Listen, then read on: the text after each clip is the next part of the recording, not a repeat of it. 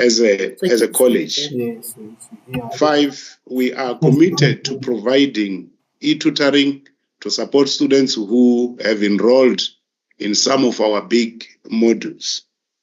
However, for you as students to succeed, it will require hard work on your side.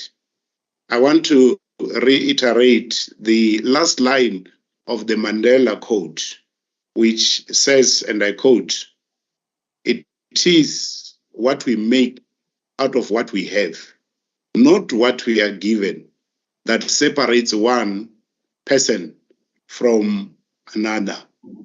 Make the most out of your student life." I would also want to welcome all different stakeholders who have joined today in this meeting. And therefore, it is important that we also welcome all the speakers who have graced this occasion, and appreciate the fact that you have taken your time out to come so that together we can shape the lives of our students to become better human beings, transforming agents in our communities. I wish you all a very successful and fruitful encounter. I believe that we can all learn together.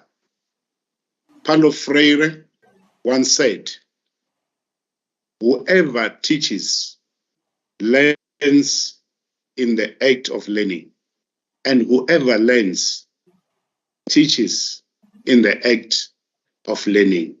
So the feeling should always be mutual. We are partners in this endeavor. This speaks to the slogan of the College of Human Sciences, which says, "Together we can make a difference." And therefore, we strive towards education with a difference, one that impacts and changes our course. Program Director, I thank you.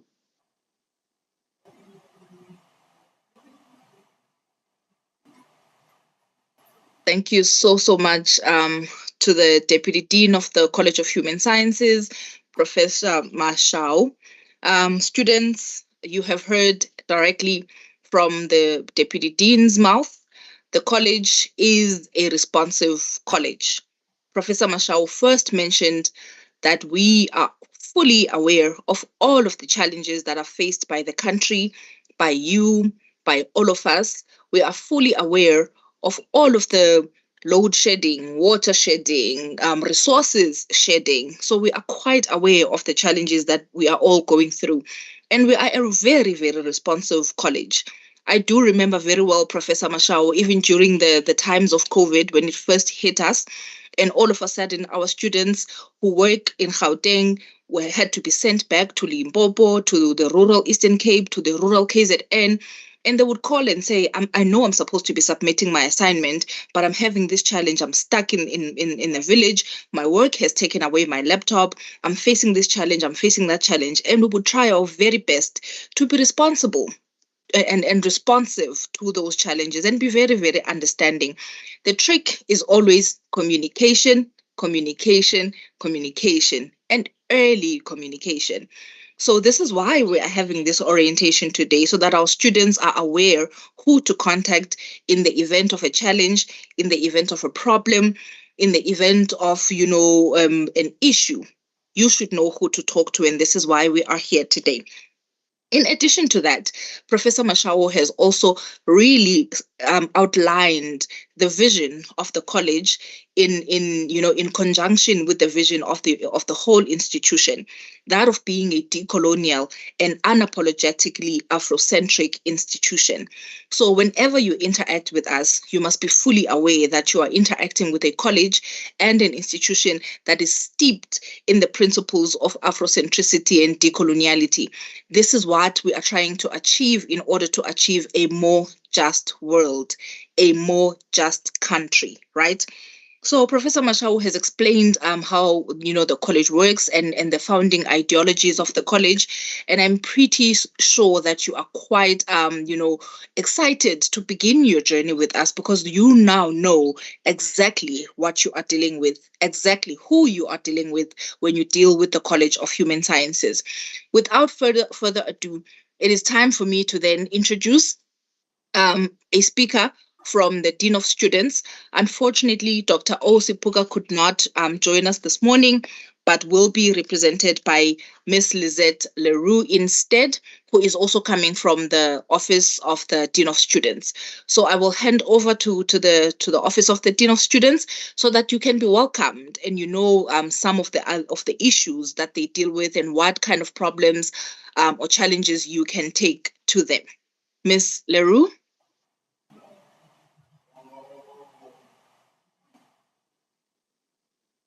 Dr. Sethi, I'm sorry to be jumping in.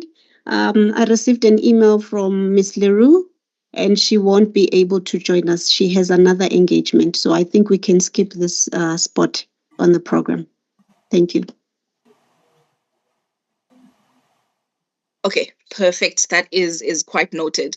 All right, well, apologies for that, students. It appears as though the Dean of Students is not represented here today, but we do have a message from the National Students Representative Council, and that is Ms. T. Gumbi, who is the National Undergraduate Officer. So I will be handing over to them for for a word of advice and welcoming and so on. We all know how important the SRC is in the life of the student. For those of us who went to university in the past couple of years, or maybe in the past decade, we understand how challenging the issue of fees was, and just how instrumental student movements and SRCs across the country have been to facilitating learning for our cohort of students, even for us as well as academics. So we are always excited to have them and to hear them speak to the students in the voice that they most understand. So I will quickly hand over to Ms. Gumbi, and then who will then share a word from the National Students Representative Council. Ms. Gumbi, over to you.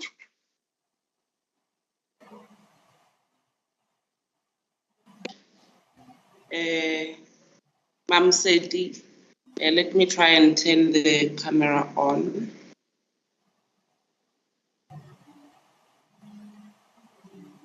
Can you see me? It's coming, no picture yet. All right.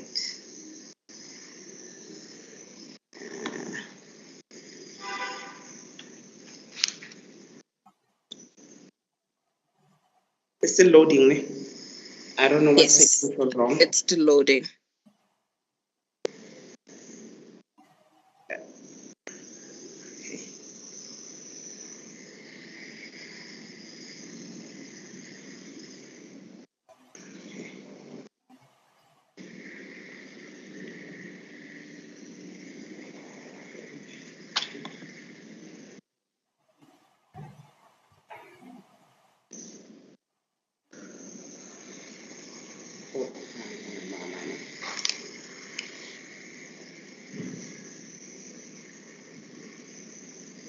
Okay, should I wait for it to load, or can I just continue? Do you have a presentation? I see there is something loading on the side.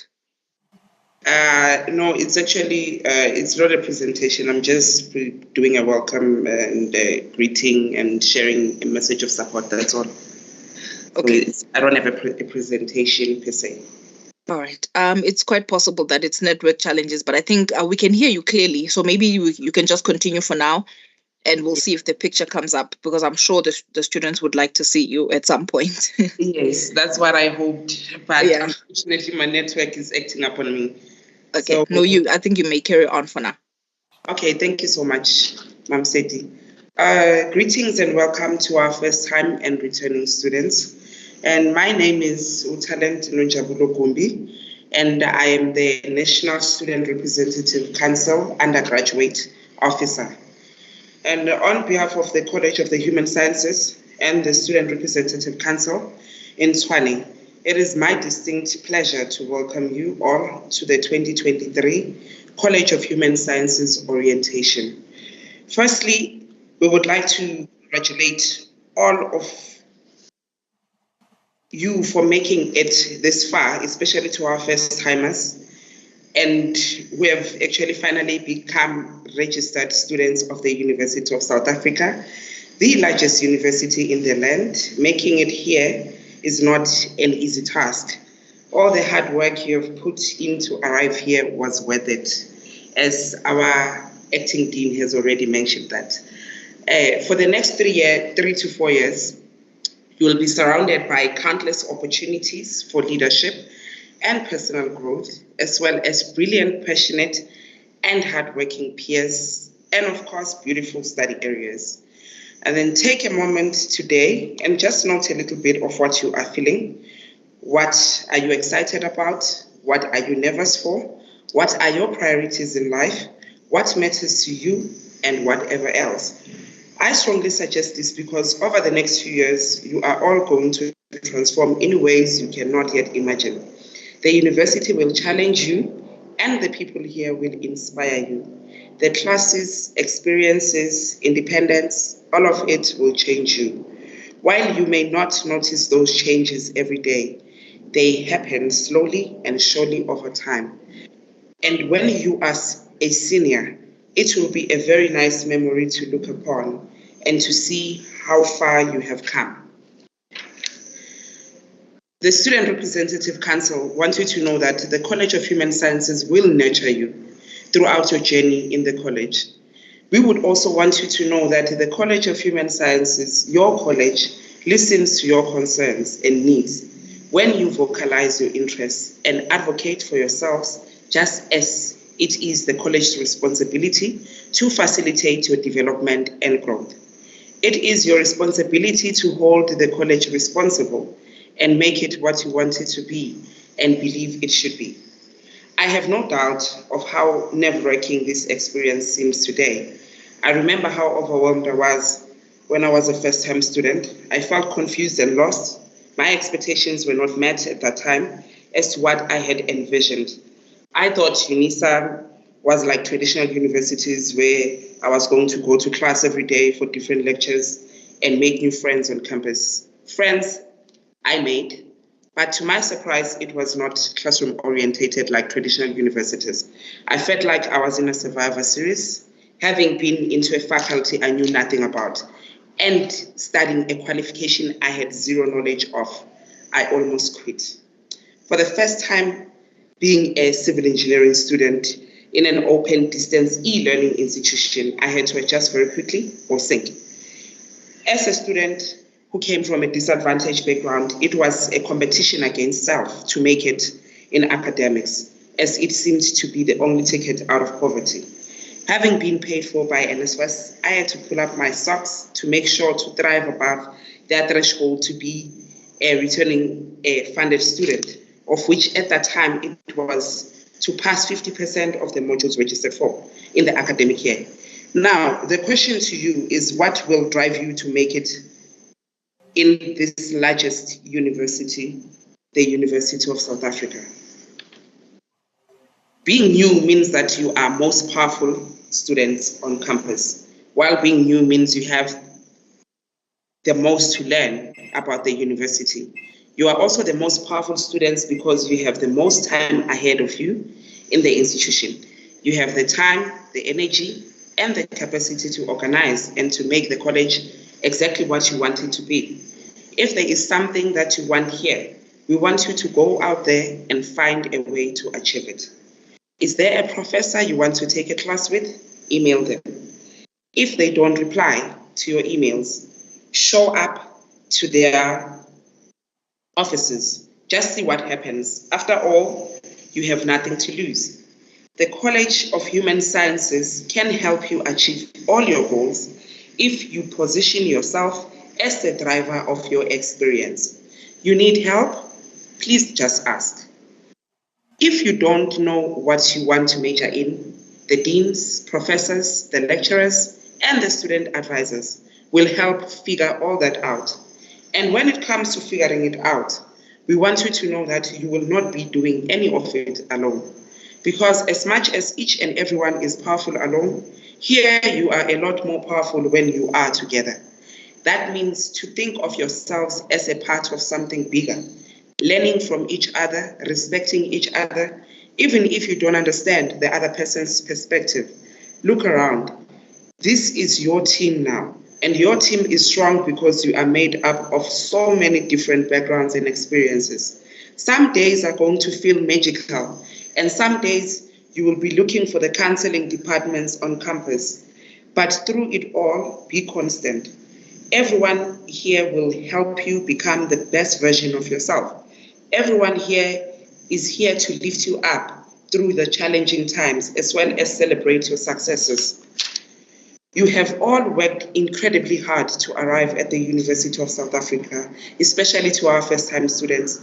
You have all taken different paths to arrive here. But whether you are an international student, a first-generation student, or a student that does not use pronouns of she, her, he, hers, you belong here. You belong in the College of Human Sciences. You belong in the largest university in the land. You belong in the University of South Africa.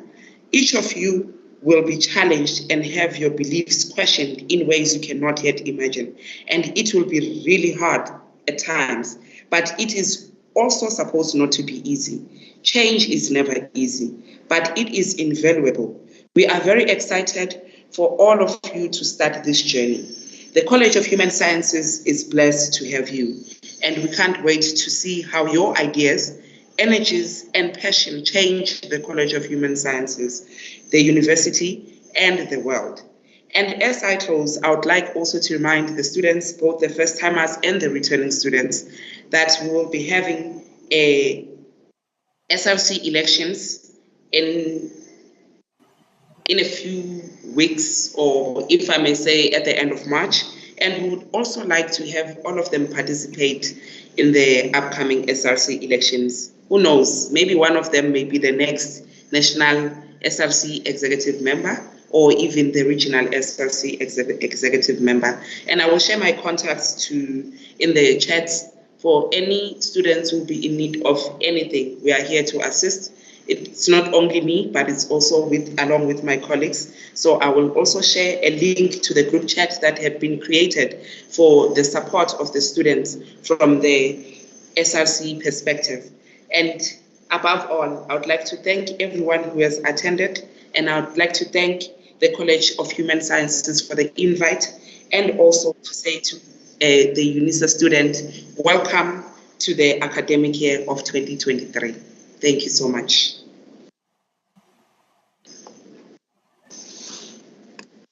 Thank you so much. Thank you so much, Ms. Gumbi, Nonjabulo Talent. Students, as you heard, they will be sharing the contact details in the chat. So I think the emphasis here is the fact that we are here to support.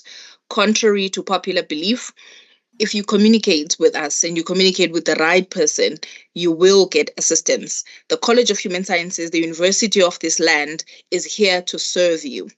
We are dealing with hundreds of thousands of students, but we are all here to make your journey as easy and as comfortable and, as enjoyable as we possibly can. Nonjabulo has emphasized the notion of belonging, right?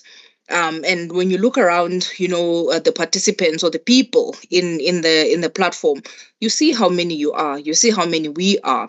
And so you get a sense that you are part of a community, and that is what the College of Human Sciences seeks to achieve, is to create a community for our students, to create a comfortable and accepting and, constantly changing and learning community for all of you. So if you think that we need to do something a little bit better, if you would like us to improve on a certain aspect of how we do things, you are more than welcome to contact us. Professor Mashau is here, the Dean of students is also available for communication, as well as the Dean of the College of Human Sciences, Professor Zetungosi. So we are always here to learn. We are a community. This is a journey that we are all on. So if you want us to learn and to change and to make an experience better for you, you are more than welcome to contact us at any point in time. So without delaying the program any further, we are doing very well on time. I would then like to call upon Mrs. B. Malebu, who is the manager in the Directorate of Student Admissions and Registrations. We do need a lot of information here, Mrs. Malebu. We require it because this is one of the thorns, in the student experience, right? This is where the students are always, having problems, complaining, having issues, having challenges. So we are very excited that you could be here to enlighten them on how to make that part of the journey a little bit easier. So I'm quite pleased that you're here. We need a lot of redemption here on this particular topic. We need a lot of redemption. So I'm quite pleased that you will be able to enlighten the students so that they do not face challenges in terms of admissions and registrations. Unonjabulo has said that for the most part, most students have been registered successfully, but maybe you will share those stats with us today just to let them know that everything is going well and their registrations are being attended to sufficiently. Thank you so much. I will now hand over to you, Mrs. B. Maleb.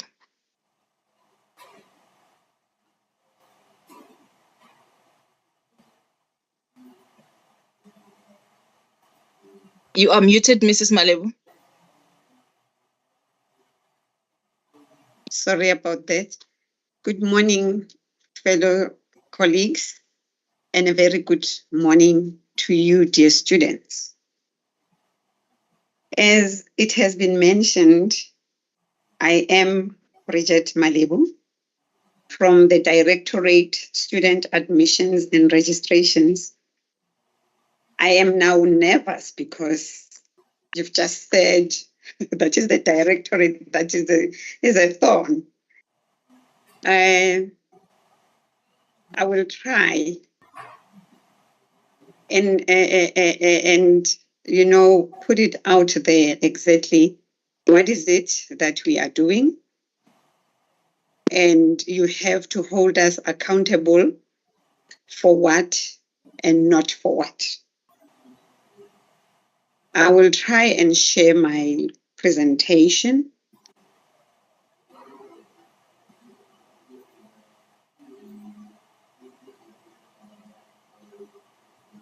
Can you see it?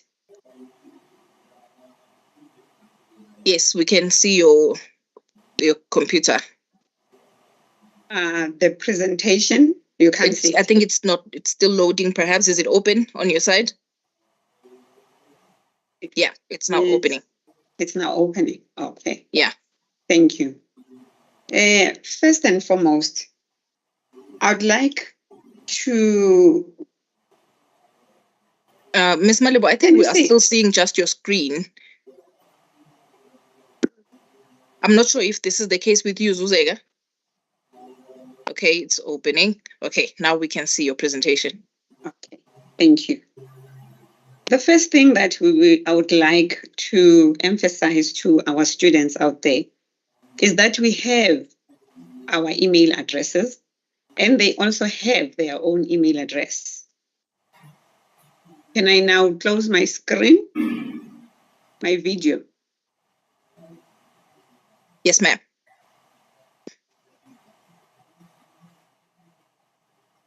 Okay. They have their My Life email address. This email address is always activated by the student as soon as they are registered. This is the form of communication that we're going to have, that is the whole university and between the whole university and the student. So please, dear students, as soon as you are registered, make sure that you claim. I always say you claim it because it's yours. You must have it. It will save you a lot of trouble in terms of you trying to communicate with either DSAR, with the college itself, with exams, with finance, because the POPI Act demands that you must have your email address, which is secured, which cannot be accessed by anybody else.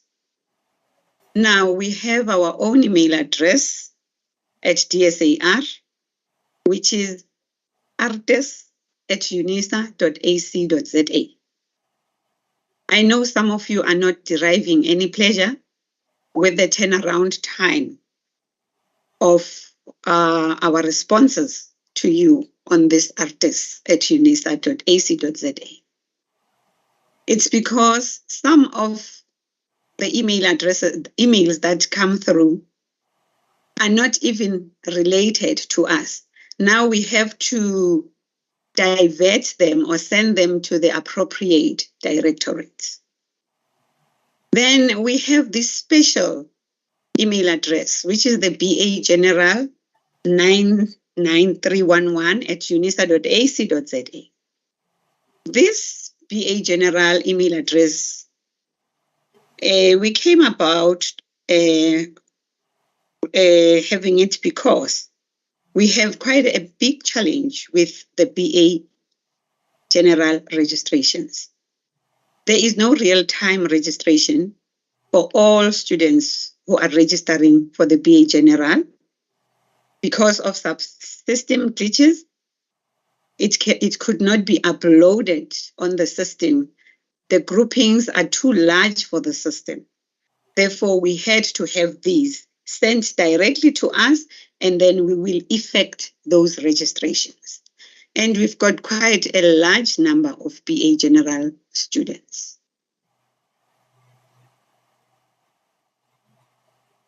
Now, what is registration? Registration takes place when there are modules and money. If we only have the modules and there is no money, then we call that a temporary registration. However, students can still access some material, not all of it, when they are temporarily registered. But as soon as they are fully registered, meaning when they have paid the minimum money required for registration, then they will have all the information that they need. Now, we have registration dates. I would like us to separate the registration dates to the temporary registration as well as to the payment date. When we say registration closes, for instance, on the 10th of February, it means that students must have registered online, because mostly you register online. If you're not registering online, you go to the regional offices where there are self-help centers where students register themselves. We no longer do counter registrations. Therefore, by the 10th of February, one must have submitted his or her registration form. And then we have the second date, which we call the cutoff date for payment. That one is the 28th of February. It will be next week, Tuesday. So please ensure that by Tuesday you have paid. Know that when you pay at the bank, our finance department will only get to see your payment 48 hours later. However, you are not going to be penalized for that, because we can see that you paid within the time frame. Now, at registration, we've got rules. And I would like our students to be very, very mindful of these rules, because these rules go hand in glove with the admission policy, which encompasses the exclusion of students. if they are not performing.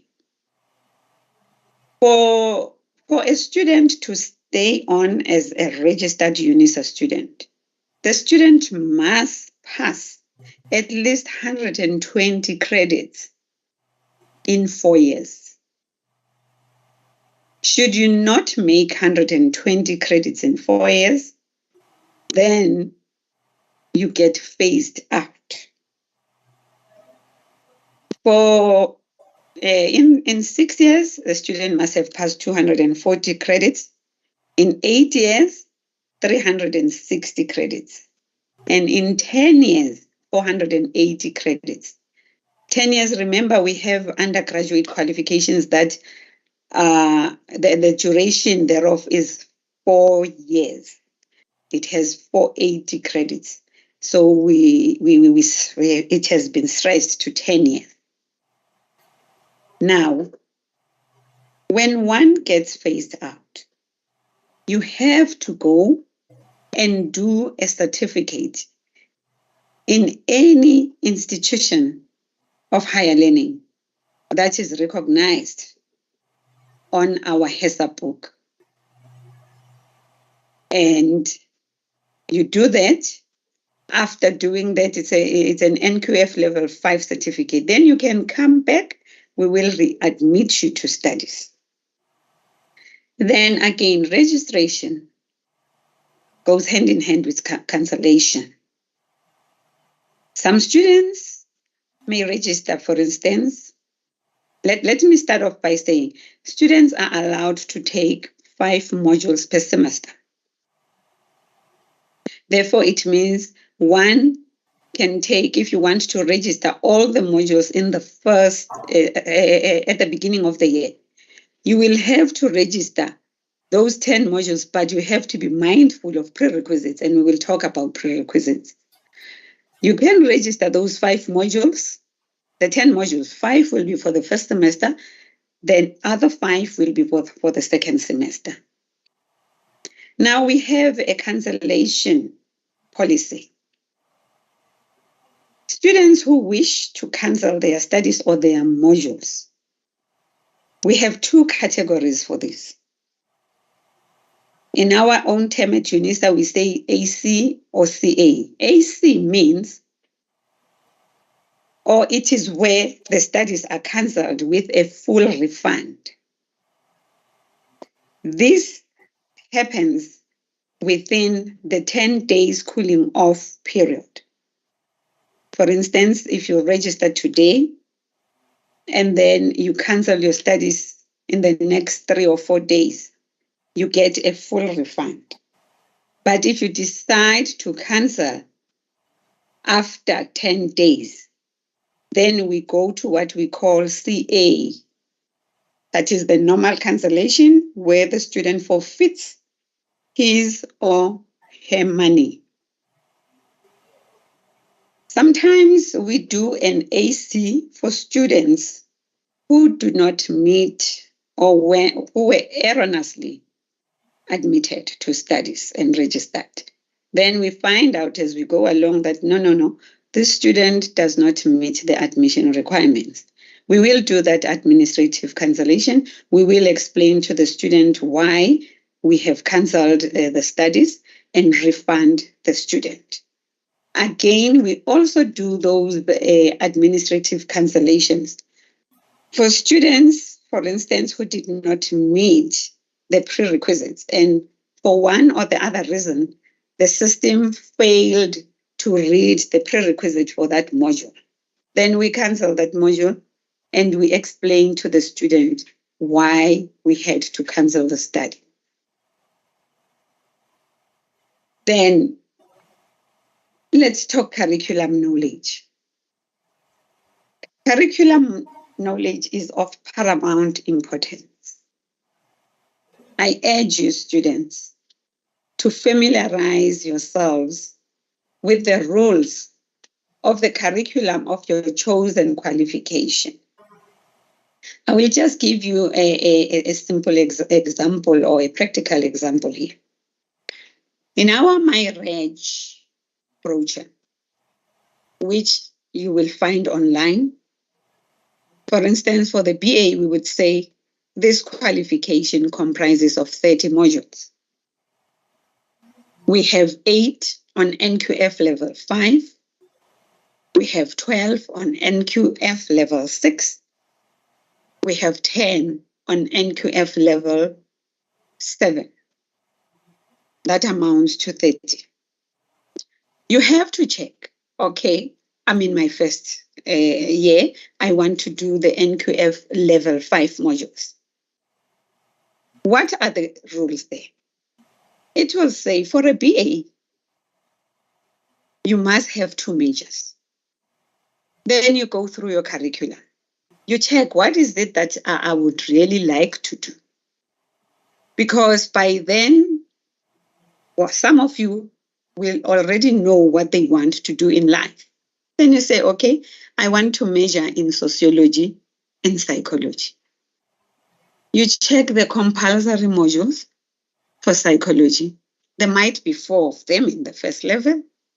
And then there is what we call fundamental modules. Fundamental modules are very important because they are also the building blocks of the qualification. Then because CHS is a very flexible college, you will have electives where you say, okay, I want to study psychology. However, I also need to know how to make my calculations. Let's say I'm a clinical psychologist, one of the good days, but I still need to know about the administrative side of things. You would go maybe and choose modules from camps or from law if you want to know the legalities of everything. So our college is very, very flexible. And then you will know that, okay, I've chosen my 8 modules now. Now I go to NQF level 6, I choose 12, and so forth. And, you know, we're sitting with a problem of the BA general registrations. For you, or for some of you that are still waiting for us to process your registrations, we're trying very hard to get hold of some of the students because they did not even choose their majors. So we're trying to call you, we're trying to send emails so that we can guide you through the rules of registration. Now we go to core requisites. A core requisite is a module that is taken together with another module. For instance, you might want to register for SAW 1501, or let me say for SAW 1506. It will indicate that this module has to be taken together with SAW 1501 and 1503.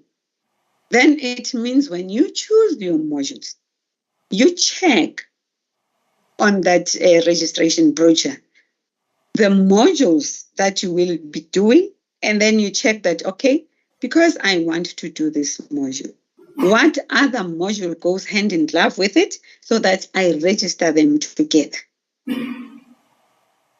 Then we've got our prerequisites. Sometimes you find out that some third level modules do not have prerequisites of the second level modules, or second modules do not have prerequisites of the first level modules. But then, if you come across such a situation, my advice is do not go and do a third level module when you do not have the basics of the first level module. On other modules, they are very strict. They are saying, pass this module before you can carry on and do that other module. So those are the prerequisites. Prerequisite, pass this first, then you can go and do that one. So please, dear students, When you come across modules, I can name one like sociology, which doesn't have prerequisites. Don't go to third level first. Don't go to second level first. Do your first levels, which are the building blocks of your entire major. So please, let's be mindful of those prerequisite modules. Then exemptions, I think they might be, or they may be applicable to some of you. Some of you are from other institutions of higher learning. And when you check the brochure or you check your curriculum, you see that, okay, this module is similar to the one that I did at Wits. Now I need to be exempted from this. You apply for exemptions online. We have different forms under DSAR. DSAR 04 is the form that you use for the exemptions. Please don't apply for exemptions, for instance, for English that was passed at high school and then you feel that, no, I got an A in English at high school or at matric, therefore I don't want to do English 1501. It has to be a module that was passed at an institution of higher learning. And that institution should be recognized by UNISA.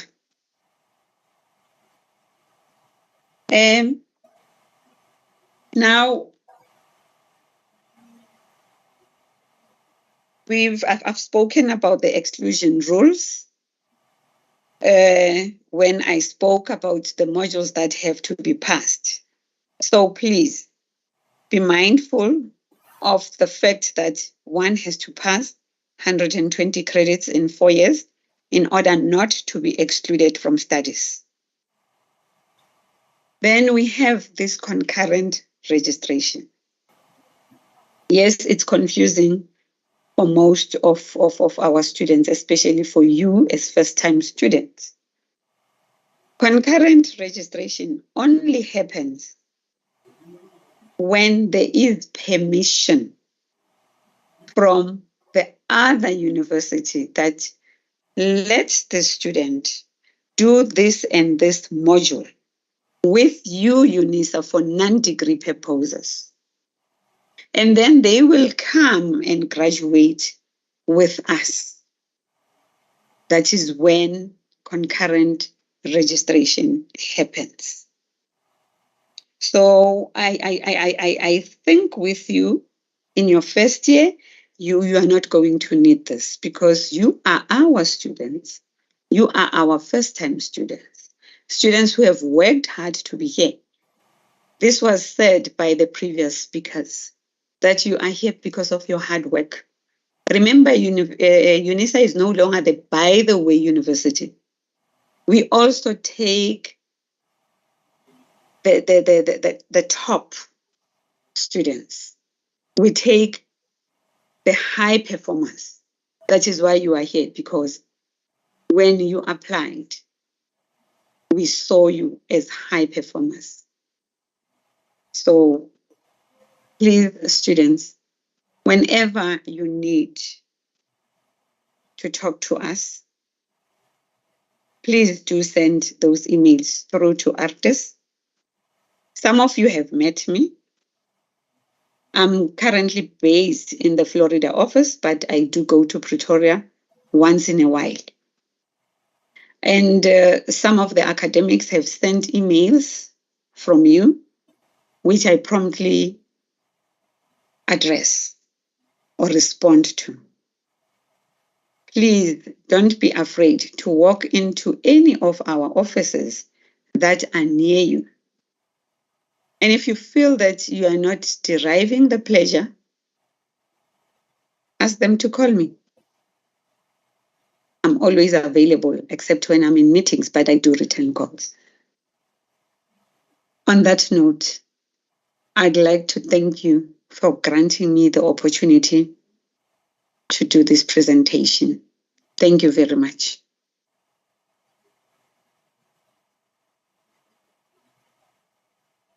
Thank you so much, Ms. Malebu. We are so appreciative of the time you have taken to explain so thoroughly every little bit of information for our students.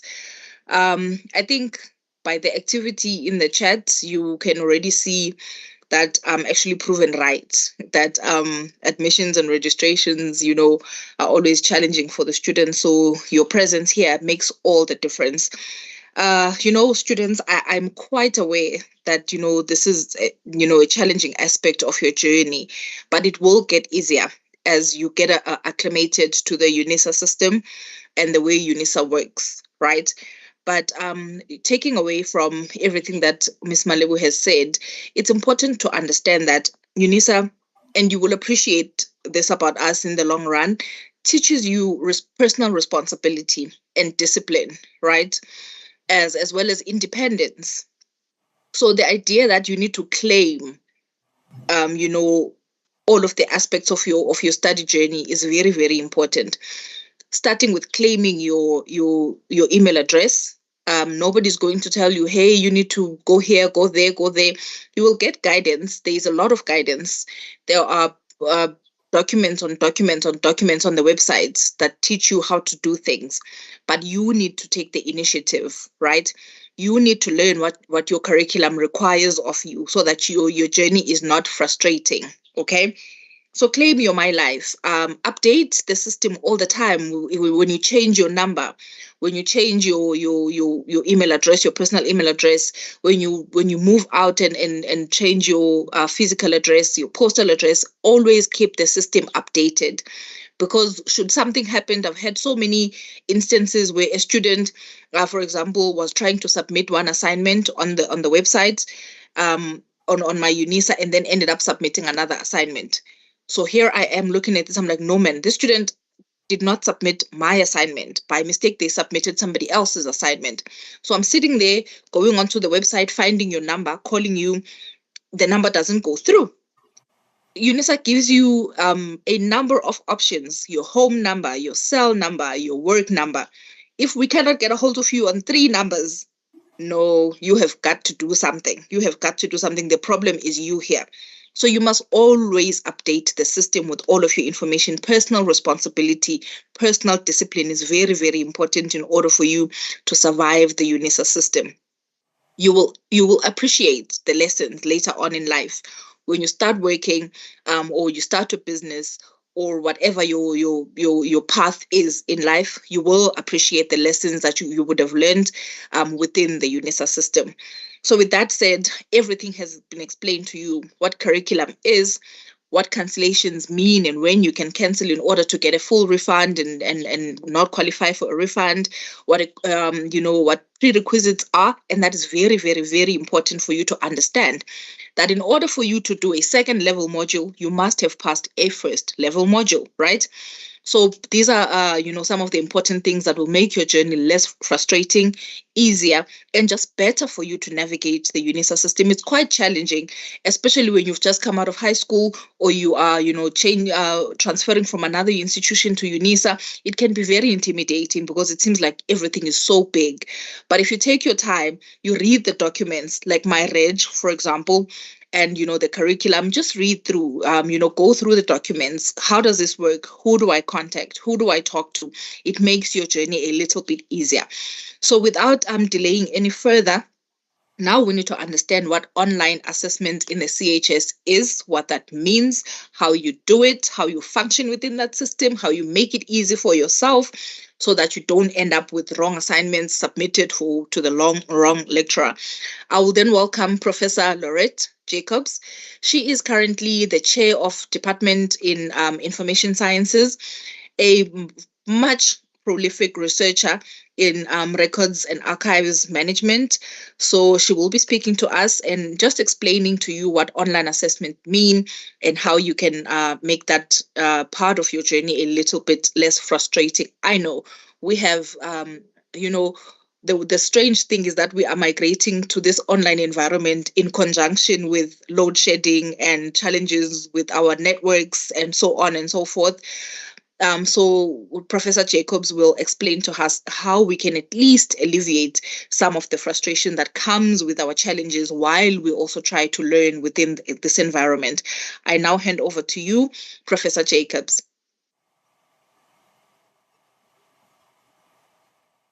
Good morning, everyone, and thank you very much. I'm just quickly going to try and share my presentation. Please just let me know that you can all see. Is it visible? Yes, it is, Prof. Thank you. Thank you very much. All right. So good morning, everybody. And for our first-time students, a very special welcome and a very special good morning. I am really glad that you have chosen UNISA as your preferred institution of higher learning.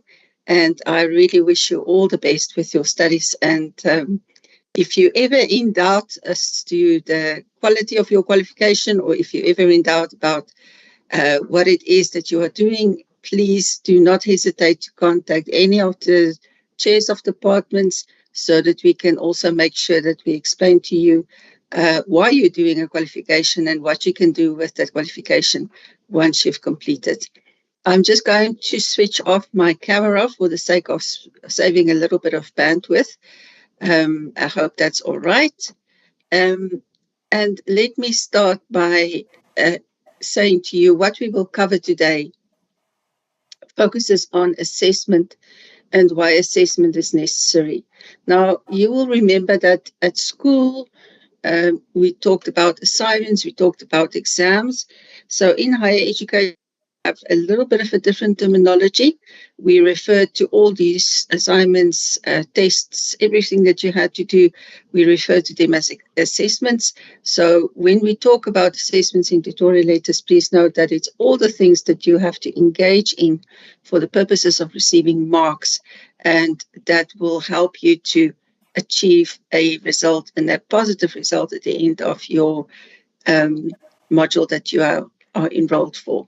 We are also going to look at what does it mean to do assessments in this, what we call it a CODAL environment. CODAL stands for Comprehensive Online Distance E-Learning Environment. This is what UNISA is.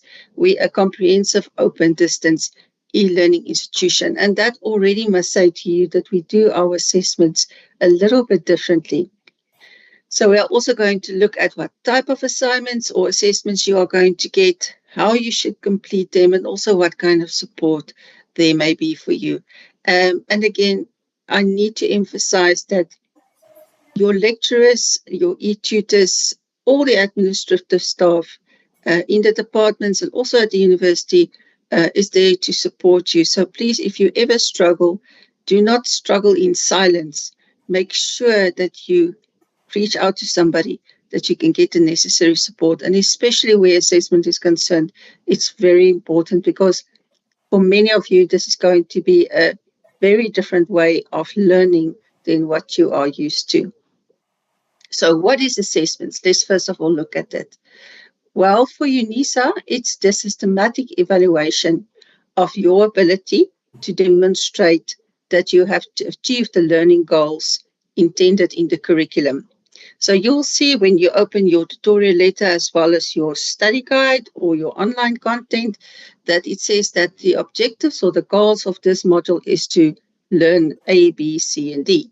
Now, those are the things that you will be assessed against when we do the assessments. So it's important that you can show, that you can demonstrate, that you can actually meet the requirements for achieving those learning goals. So the aim is to develop your knowledge, your competencies, your skills. And that is what we want at the end of the qualification that you are enrolled for. Also at the end of each module is we want to know that you have learned some key information so that when you go into the world of work and you apply for positions, that you can actually do something. Many students feel very despondent when they go and apply for positions and they are asked, for example, to compile a report, and they've never done a report because they didn't engage properly with the assessments.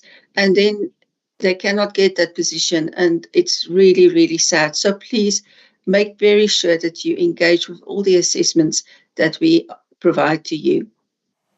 So why is it necessary to do assessments? As I've said, it's so that you can show that you've learned some knowledge and understanding about the outcomes for your modules, about the content of your modules.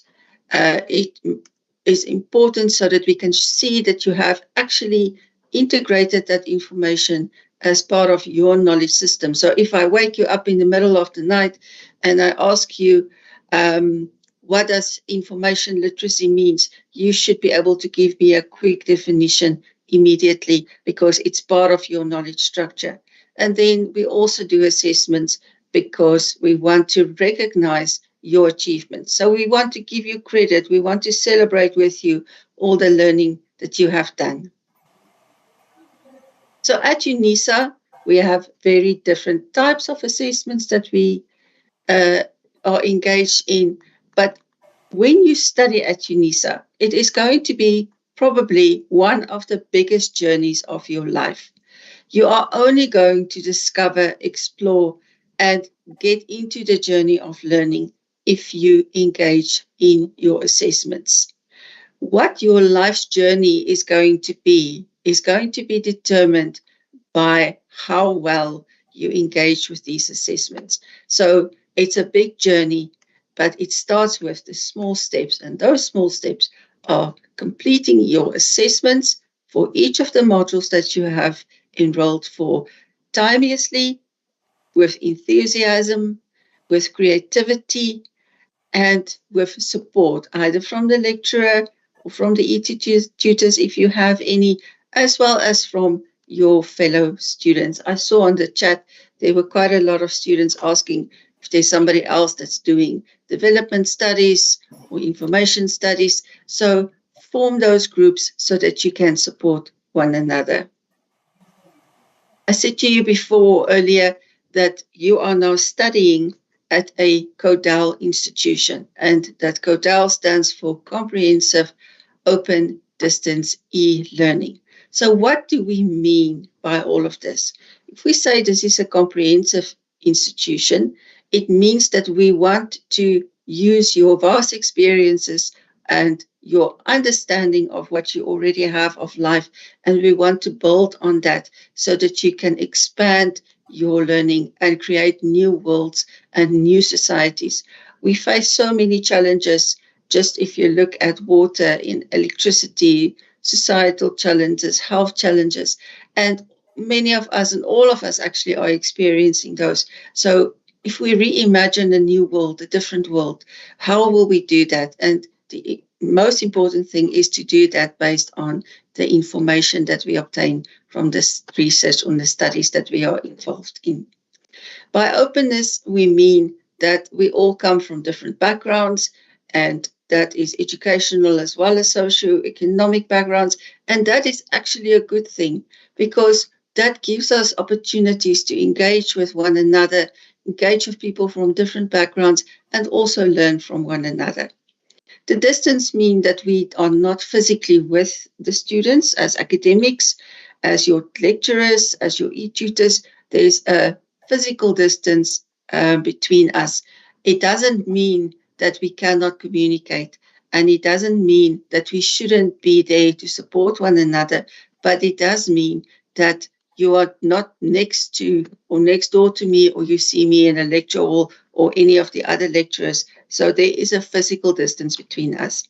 But we overcome that physical distance through e-learning.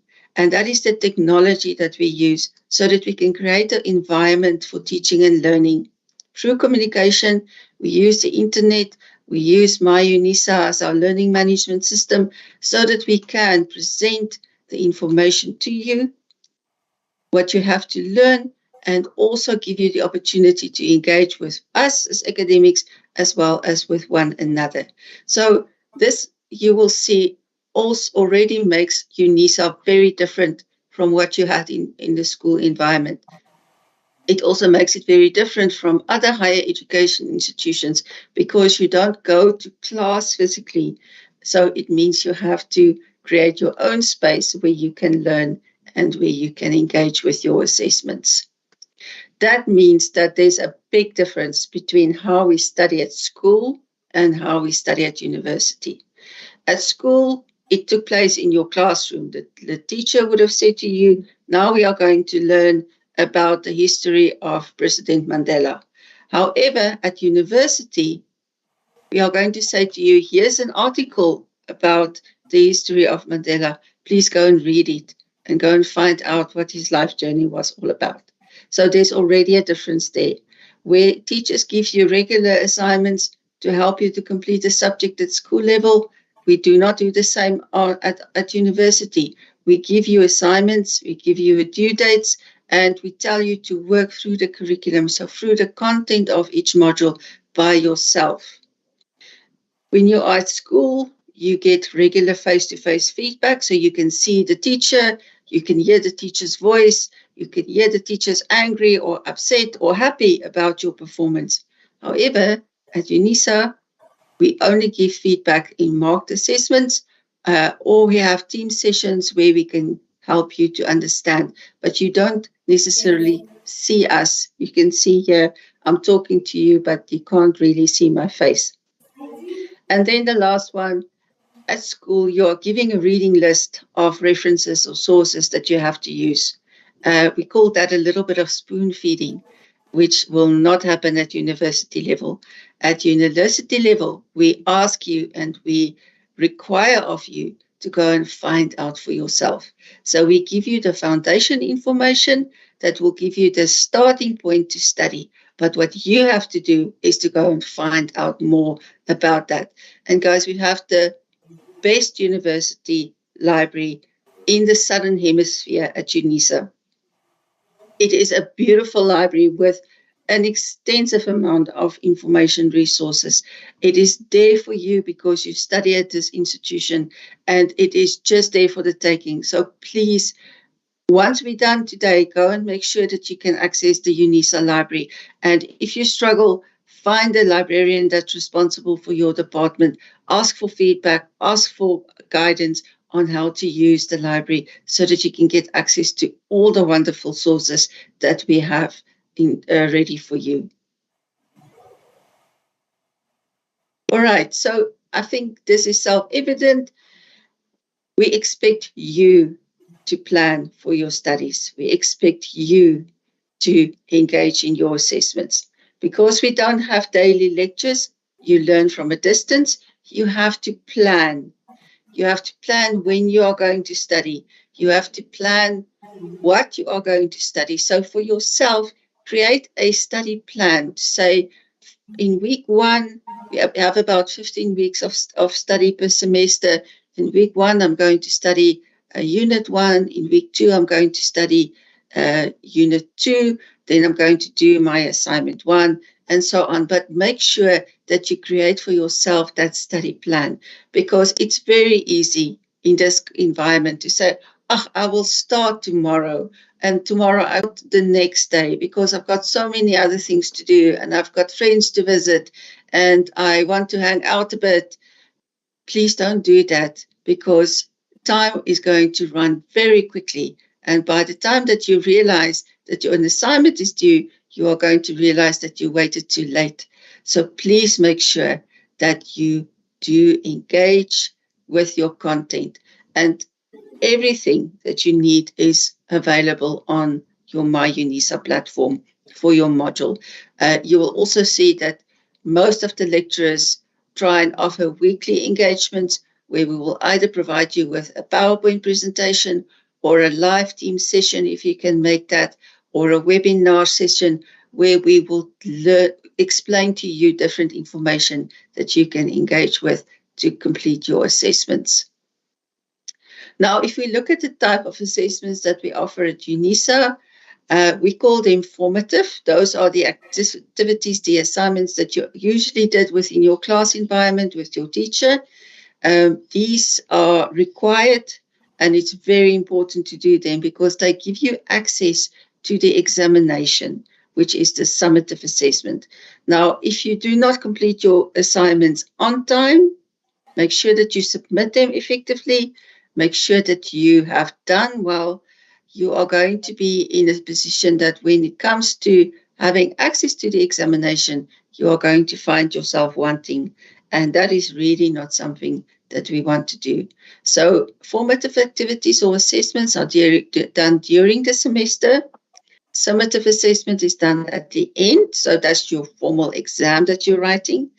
And then we also have a different type of assessment, which some of you in the first year may be introduced to, but maybe in your second or third year rather, which we call continuous assessment. Now, continuous assessment means that you don't write an exam, but you have to complete anything between 6 to 8 assignments in a semester in order to pass the module. Now, it sounds wonderful to think, oh, I don't have to write an exam. But these assignments are quite intense, and we have to make sure that we keep the standards high. So there's a lot that's expected from you when you are doing continuous assessment modules. So first thing that you have to find out when you now finish here today is, do you have assignments and an exam? If that is the case, then you know you have formative and summative assessments. Or if you have continuous assessment, then you know that you have to complete anything from 6 to 8 assignments during the semester or assessments, and you need to pass all of them to make sure that you get a positive result at the end of the module. What is important to know is that when we do continuous assessment, there are no such thing as a supplementary. So don't think, oh, I can fail this assignment and I will get another opportunity to engage with it. It doesn't work like that. You have to complete and successfully complete each and every one of the assessments that you do. If you fail your assessments, you will fail your module. There's no additional exam. So please make sure that you understand the assessment type of the modules that you are registered for, because that is very important to determine whether you will get a second opportunity for an exam or not. Now, we use different types of assessments in higher education. We use multiple choice, and I'm very sure that most of you are familiar with multiple choice. It can be true, false questions, fill in the missing word. We also have short answer questions where we will say to you, for example, what is the definition of marketing? And if you give that definition, you have completed a short answer. We have essay type questions. If you did history at school level, you will know about these essay type questions. Where you have to write a long essay with an introduction, a body, and a conclusion. We also have case studies where we usually give you a problem, and then it is your responsibility to go and try and solve that problem through information that we also provide to you. There's reflective writing, and that we often use when you are required to do something. So, for example, if you are in the College of Education and your first assignment or assessment is that you need to go and find out what schools are in your environment and whether they are high schools or primary schools and which one you want to work in one day. You can write a reflective assessment on that to say, this is what I like about the schools, this is what I don't like, this is the type of teacher that I want to be one day. We can also ask you to write reports. Now, this often happens when you are at honors level more, where you have to do a bit of research and write a comprehensive report on something. Or we can ask you to complete a literature review, meaning that we give you a number of articles to read through, and we ask you to go and find some more articles and review the content so that you can understand what the literature say about a specific topic. I will share this presentation. So this is just examples of what multiple choice and short answers are. Essay type questions, as I say, it's longer questions. And then case studies where we give you a problem. Reflective writing, where you are going to reflect on a practical activity that you've done. Or a literature review where you look at books and articles and summarize key points about those topics. And then, as I said to you, we get the summative one, the summative assessment. Those are your exams. These summative assessments are very strict in terms of rules because we have to show that we can maintain the integrity of the qualifications that we offer. I'm very sure none of you want to get a qualification and then somewhere down the line somebody's going to say to you, oh, but this piece of paper is not worth much because there was a lot of cheating for the in this qualification. We don't want that. We want you to have your qualification in hand and be proud to have that qualification, and that industry will accept that qualification as a quality study that you have completed. So because of that, we have to make sure that we have very clear rules in terms of how to engage with the examinations. You will see when it's examination time, a lot more information about this will be provided.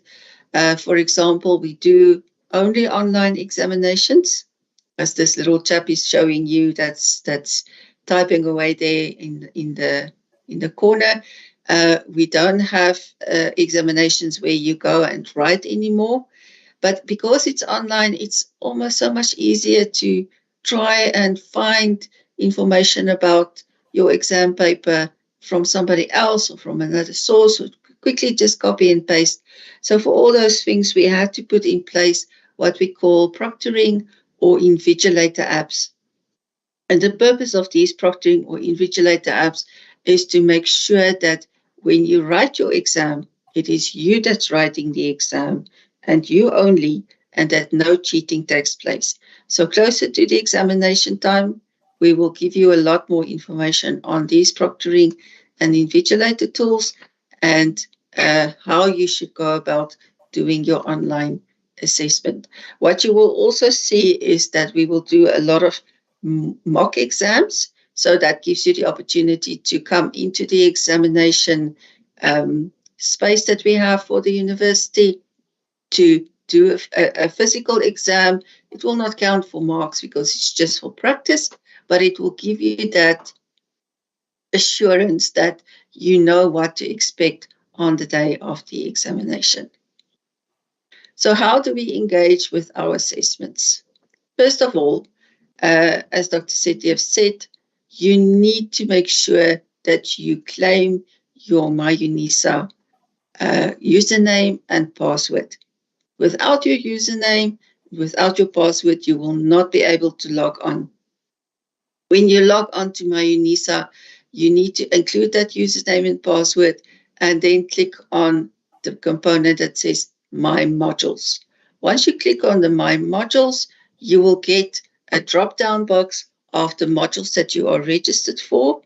You then select the module that is the one that you want to study for that specific day or whose assignment it is that you want to engage in.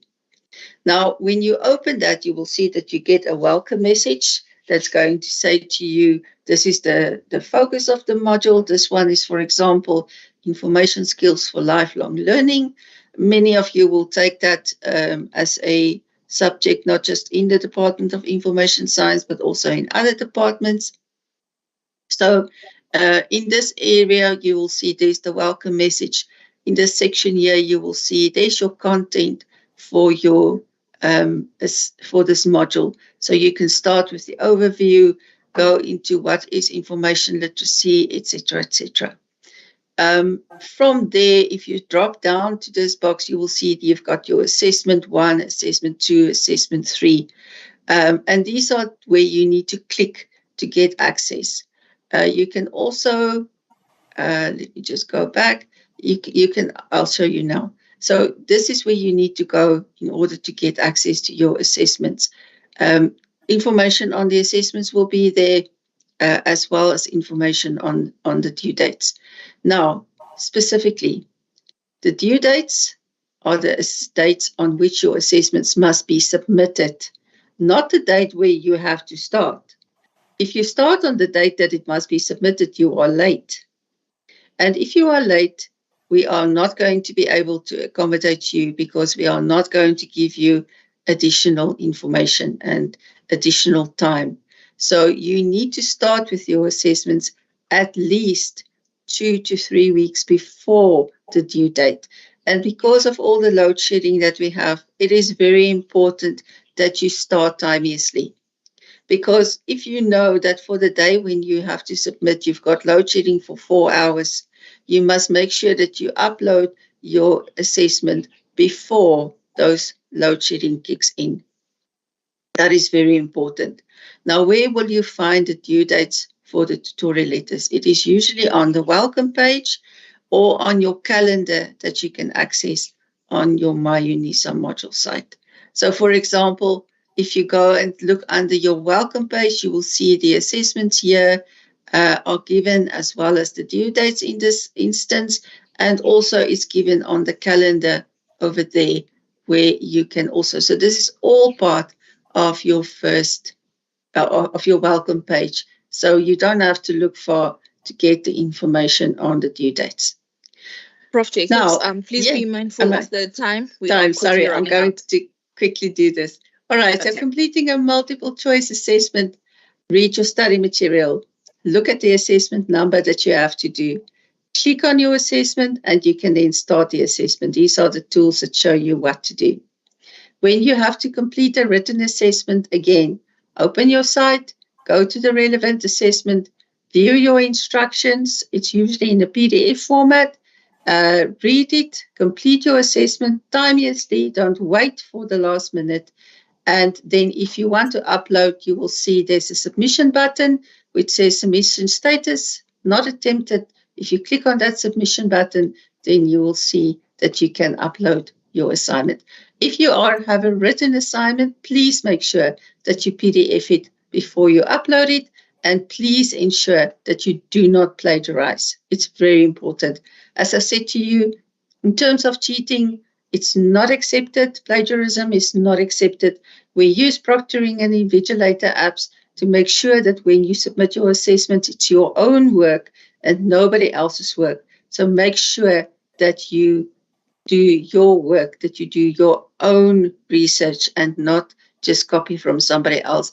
We will catch you out. And if we do, you are not going to get any marks for that assessment, and you'll probably have a disciplinary against you. That goes for plagiarism as well. The university has a plagiarism policy that indicates how we deal with this, and we can make that link available to you. And in terms of completing your assessments, as I said, you need to study. You need to plan your time. You are not forced to do anything, but you have to pass these modules because you are paying for these modules. And what we want eventually is independent learning, where you learn because you want to spend time with your study material. And just quickly in terms of support, we offer support in terms of Facebook, Twitter, LinkedIn. We offer support when you email us, but please, we only answer emails from your MyLife email account. If you use any other account, the lecturers will ignore you. This is a very strict rule at UNISA. Please ensure that you abide by that. And then make sure that you create your own groups, that you use the UNISA library, that you access the e-reserves. And guys, you will see that many times, unfortunately, you'll get a WhatsApp from somebody saying they are there to help. You just need to put a fee. Please do not be fooled by that. Make sure that it is only UNISA staff, only your lecturer, only your e-tutors that you listen to, because we are the only people that actually know what will be in your assessment. So to conclude, you are responsible for making sure that your studies are successful. We as lecturers are there to support you, but you need to ask for assistance. You need to stick to deadlines, and you as students need to do your best to do the work to the best of your ability. So from my side, all the best with your studies, and we look forward to beautiful, well-written, well-constructed assessments. Thank you. Thank you so much, Prof. Jacobs. Colleagues, students, that was sufficiently detailed. So I will not be doing any extra work on behalf of Prof. Jacobs. She has explained absolutely everything. But the biggest takeaway is planning. You need to plan carefully your studies. You need to know when you're starting the assignment for the one module and the other module and when you're submitting. Unfortunately, we have to work around, load shedding schedules and whatnot. So ensure that you are submitting when the time and your schedule permits you to do so that you don't run into problems. So yeah, Prof has explained everything. It's been quite clear. I'm sure that you are quite aware of how assessments at UNISA work. I will now move on quickly to Dr. Jay Moodley, who is a senior lecturer in the Department of Psychology, who will be speaking to us on what it means, what the concept of academic integrity actually means. I think, as a country, we do need a big dose of integrity just generally. But for you to understand what academic integrity means, Dr. Moodley will then go into details as far as that is concerned. But Prof. Jacobs did also touch on the issue of plagiarism and cheating. You will be found out. We will catch you out. I've once had a situation where siblings who were studying the one, degree and the one module in my department submitted the exact same assignment, thinking that somehow we would not be able to find out the exact same assignment. Just the cover page changed and they submitted it. And obviously you will then go into a disciplinary process, and that is not pretty. It's not nice. It's not lovely. So don't do it. Don't cheat. You need to have academic integrity. So without any further delays, as we are quickly running out of time, I will now hand over to Dr. Jay Moodley to explain what academic integrity means. Dr. Moodley, over to you.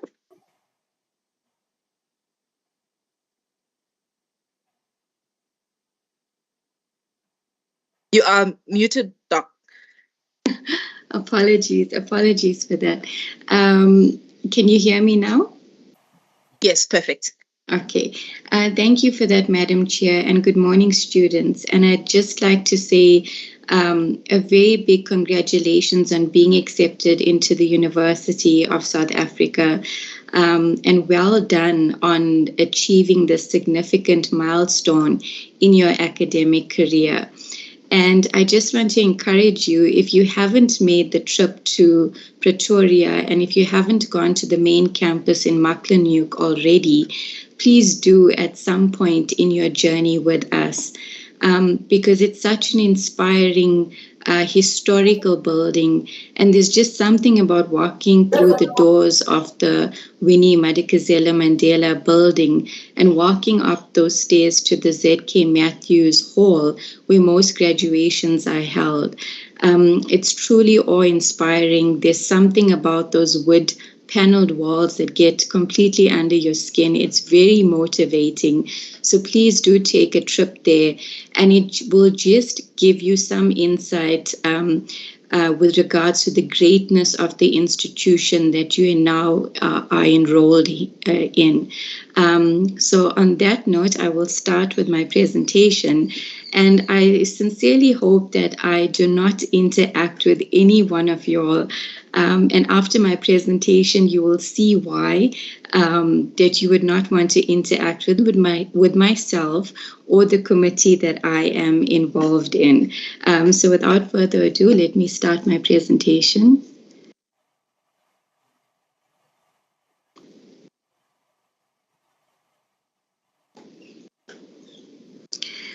Okay, can you see that?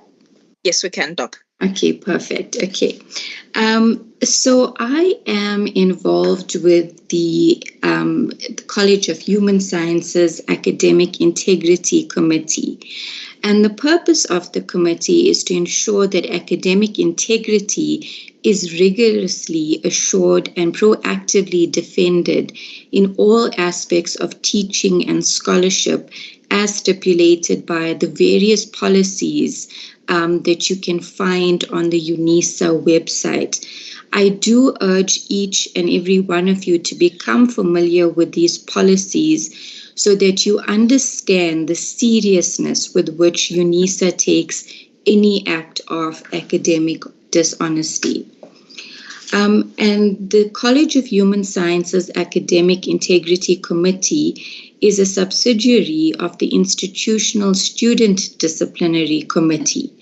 As of 2022, each college in the university has their own IEC that reports all decisions back to the institutional SDC.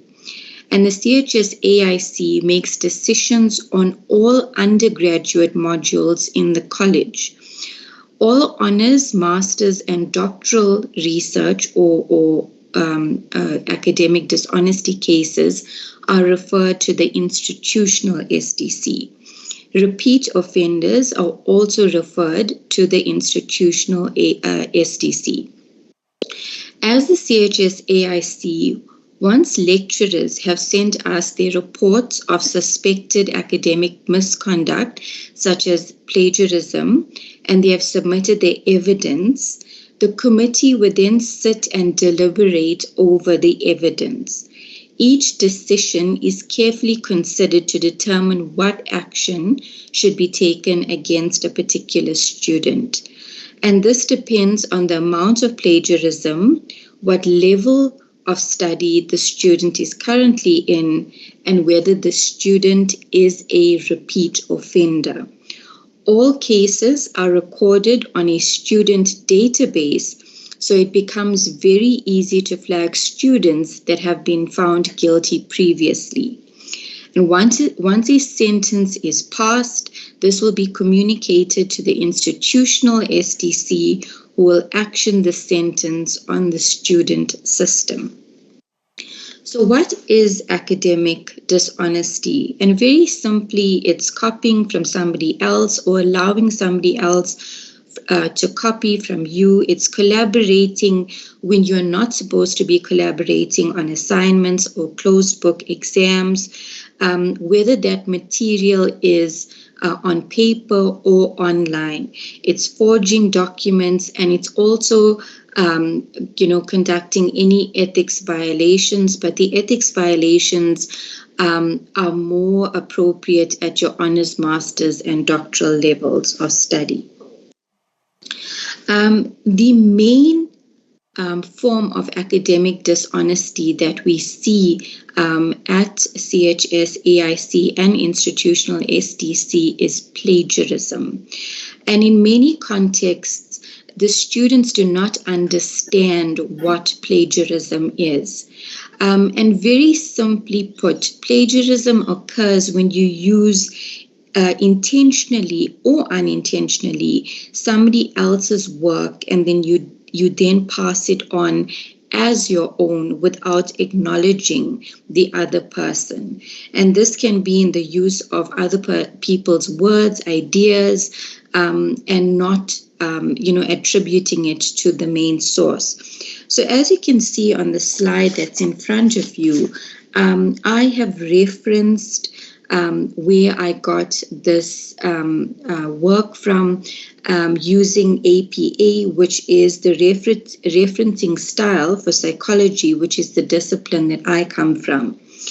I would urge you very early on to become familiar with the referencing style from the particular discipline that you are affiliated to, and that you learn how to reference. You learn how to reference in text as well as through your reference list.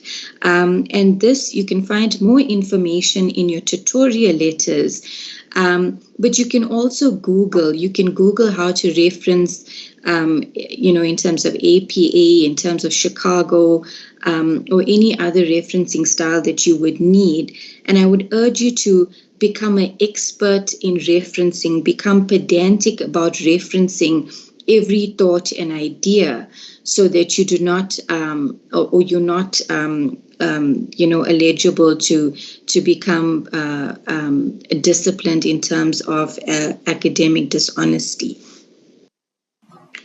And at the university, we make use of two applications as plagiarism identifiers. And the first one is the Invigilator app. And the second one is Turnitin. Very briefly, the Invigilator app is used during examination settings. And the Invigilator app is a highly developed application that can help us determine plagiarism in a number of ways, or possible academic misconduct in a number of ways. The first one is if students are located in the same geographical location. So you find that sometimes siblings would be writing from the same house, or if there's load shedding, students would write in the same house, and that's perfectly acceptable. The issue comes in is where people sit in the same location and the exam scripts are exactly the same, or you also hear them through the microphone where they are colluding and discussing particular answers. So the Invigilator app is very thorough in that there's multiple checkpoints where students would have to submit photographs or evidence as needed by the Invigilator app to ensure that no plagiarism or academic dishonesty is taking place. And the Invigilator app also has a function where it automatically will generate scripts that have similarities in them. So even when words are changed around, and students are quite crafty in trying to change words around, the Invigilator app can still pick it up. And the same thing applies for Turnitin, which also pulls in similarities from anything that is on the web. So we find that students are buying answers from vendors that sell UNISA assignments and exams, and this has definitely been on the increase since we've migrated to a purely online environment. But I just want to caution you that the Turnitin report pools and can extract similarities from anything that is on the World Wide Web. So please be very cautious about buying things off the internet, getting involved in WhatsApp groups where students share answers and past examination questions and assignments, that you do not get caught out because the consequences of academic dishonesty are truly brutal. And just some of the consequences of it is the loss of credibility, both at an institutional level and a personal level. And at an institutional level, the institution's reputation becomes marred by consistent acts of academic dishonesty. And at its extreme, an institution can actually lose its accreditation, since plagiarism and academic dishonesty dilutes the integrity of an academic qualification. It also has far-reaching consequences in terms of the student's own reputation. A vast number of students at UNISA are working students, and we find that their employees are aware of them studying because they apply for study leave, etc. And one of the issues and one of the appeals we get at the institutional SDC when students are found guilty of academic dishonesty is to take into consideration, the repercussions of the employer finding out. But at this stage, it's far too late. So students need to really consider the reputational damage to themselves, the institution, but as well as the consequences in terms of the employer relationship.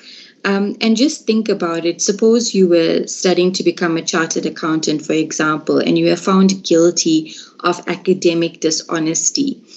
Do you think that your employer would trust you with the finances of the business if you were dishonest in terms of your academic conduct?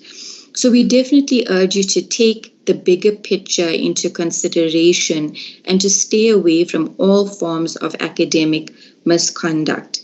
But cheating or plagiarism also affects the student and prevents them from learning valuable skills and knowledge that they would need beyond their degree. For example, in terms of time management skills, which are incidental learnings, but in learnings that nonetheless that shape the students and the employees that we become beyond the degree. You lose valuable skills such as synthesizing data and research skills when you go and plagiarize assignments. So I would really caution you against doing or engaging in such activity. And then it also gives students a false sense of understanding what the world of work would entail.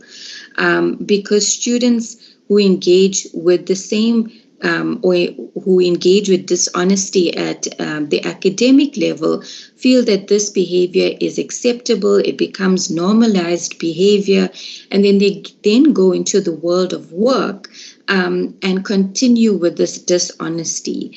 And I think that, as our Madam Chair has said, corruption and dishonesty and academic dishonesty and issues of dishonesty in general have plagued our nation, and it's also become we've accepted a culture of dishonesty, and dishonesty needs to be rooted out in the most fundamental ways from our society, and it starts with you and me, and refusing to be dishonest in terms of our academic work as well.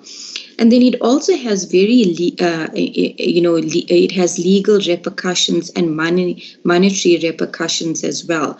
Because when you go and plagiarize and take somebody else's work and pass it off as your own, you could actually be legally prosecuted for that. And in terms of monetary repercussions, we see this in institutional STC where students are suspended for anything up to 3 to 5 years, that this will definitely have monetary implications in terms of the student earning beyond their degree. They lose their bursaries, they lose their financial aid because they've been suspended from an institution. So, I sit on both the CHS IEC and the institutional STC, and I would urge you to please carefully reconsider any thoughts of academic dishonesty, because students regularly receive suspensions from the institution. And if you are suspended from any university, this will go onto your academic record. And if you choose to go to another university, one of the questions that you will be asked at another university is if you were ever excluded or suspended from another university. And this could invariably affect your chances of being accepted to study at another institution. So please ensure that you are aware of UNISA's policies and zero tolerance to any act of dishonesty. And the last slide that I have is just to ask you, and to also for you to think for yourself, what makes students engage in acts of academic dishonesty? And there really isn't a easy answer to this question, because cheating or plagiarism or academic dishonesty is really such a complex psychological and social phenomenon. And people are motivated to do this for various reasons, such as getting better grades or even a fear of failure. And some people may have attitudes such as everybody is doing it or it's not hurting anyone, so therefore I can engage in the same acts.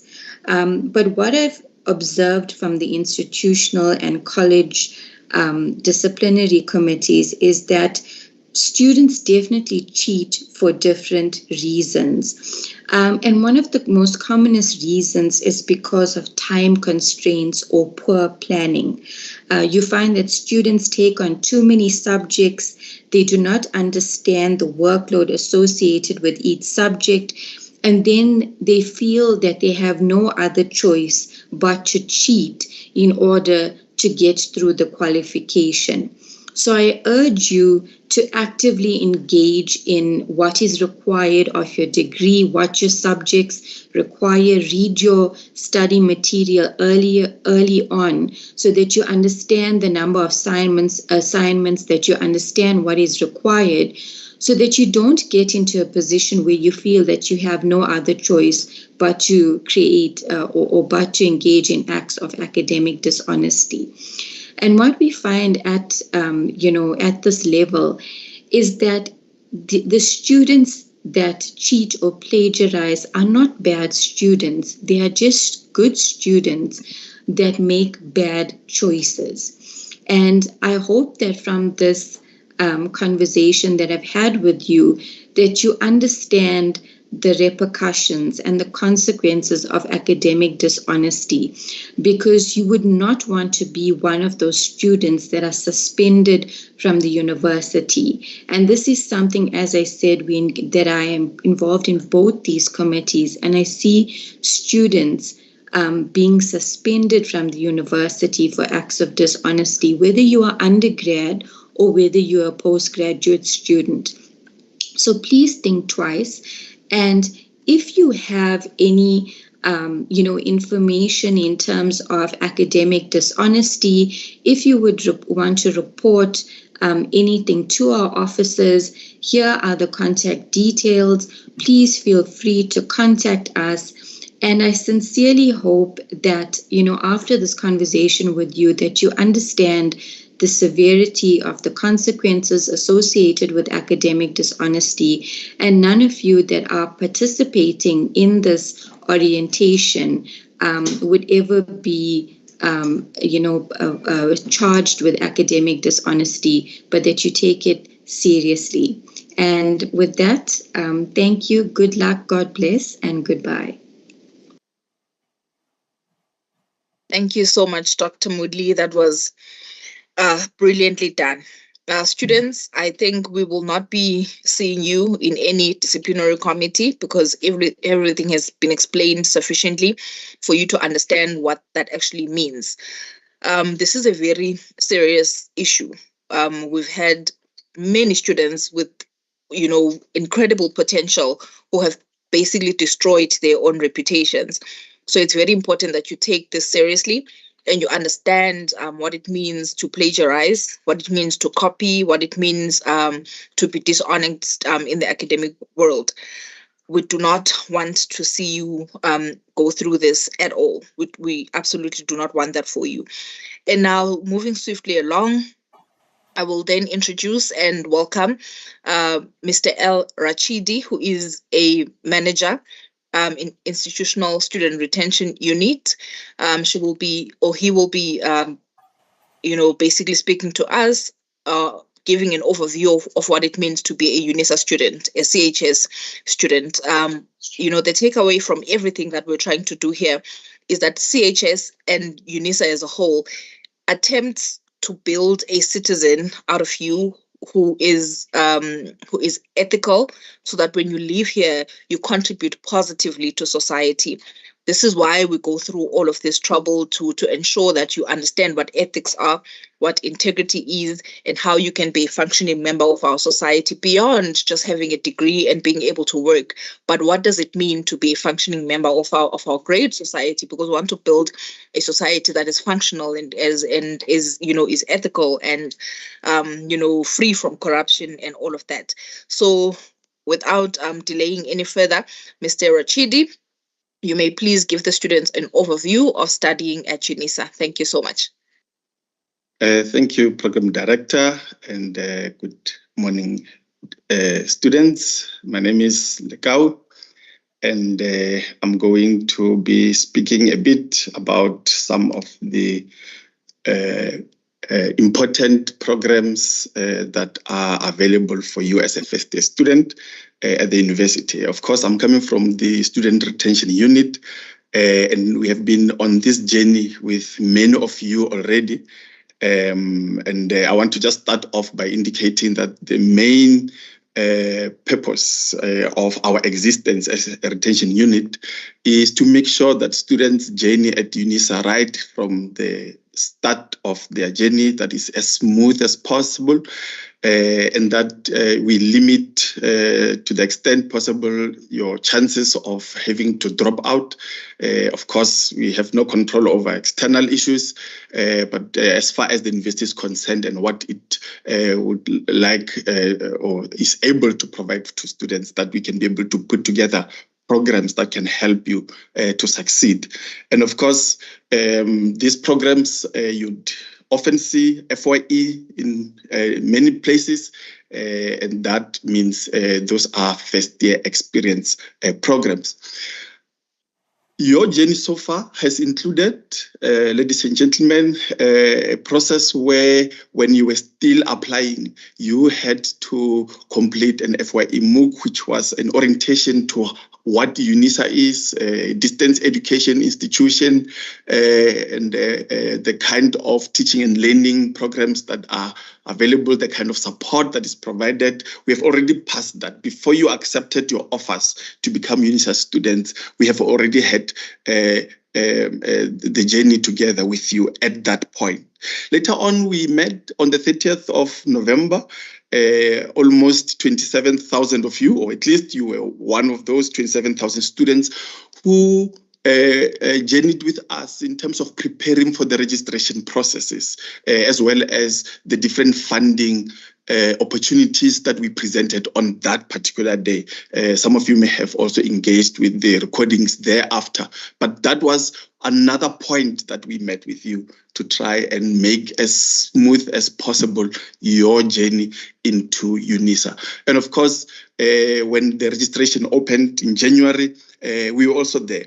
We provided you with a video that guided you in terms of how to do an online registration. And I'm sure many of you here may have been one of the 46,000 students that have made use of that particular resource. And we are grateful that you are finding some of these resources very useful for you. And then the last meeting that we had a post-registration orientation just a week ago. That was an institutional orientation where we had a number of support services that we were showcasing that are available. And of course, if you've already claimed your My Life logins or my UNISA logins along with My Life email address, I'm sure you have already started receiving a number of emails and notices and announcements guiding you to one of the MOOCs, which is the FYE 1500. This particular MOOC speaks about navigating my UNISA, speaks to study skills, digital literacy resources. This is a very important tool that we have prepared for you so that as you begin your journey, you'll be able to have easy access to all of these resources at a particular point. We also communicated to you that there is an academic assessment tool that has been prepared so that you can be able to assess for yourself exactly where you are in terms of your academic readiness, so that we can also be able to give you more information about where else you can get additional support depending on the gaps that that assessment is going to show you in terms of the results of that. Again, we have given you an FYE support site access, and this is also part of the communication you may have already received in terms of a composite central place where majority, if not all, of the support services available across the institution in the regions where you are located are listed, along with videos and other resources that are important for you. These are really critical resources that will enable you to journey successfully and succeed in your first year at the university. Next, I just have a snapshot of where to find the three resources I've reflected on: the FYE 1500, the FYE 1600, and the FYE support site. These resources are available under my modules. So where you are able to find the modules that you have registered for, majority of you will find that you are already automatically enrolled there. If for any reason, any of these three learning courses are not part of the list under my modules, my colleague will be posting the links on the chat so that you can self-enroll. These are non-credit bearing learning courses, but they have been designed especially for a new student at a distance education institution like UNISA, so that we can make sure that whenever you need help, that it is just within reach. So it's within my UNISA, when you have claimed your logins and alongside the modules that you have registered for, you'll be able to find it there. There's been talk already, an emphasis even about checking your My Life mailbox regularly.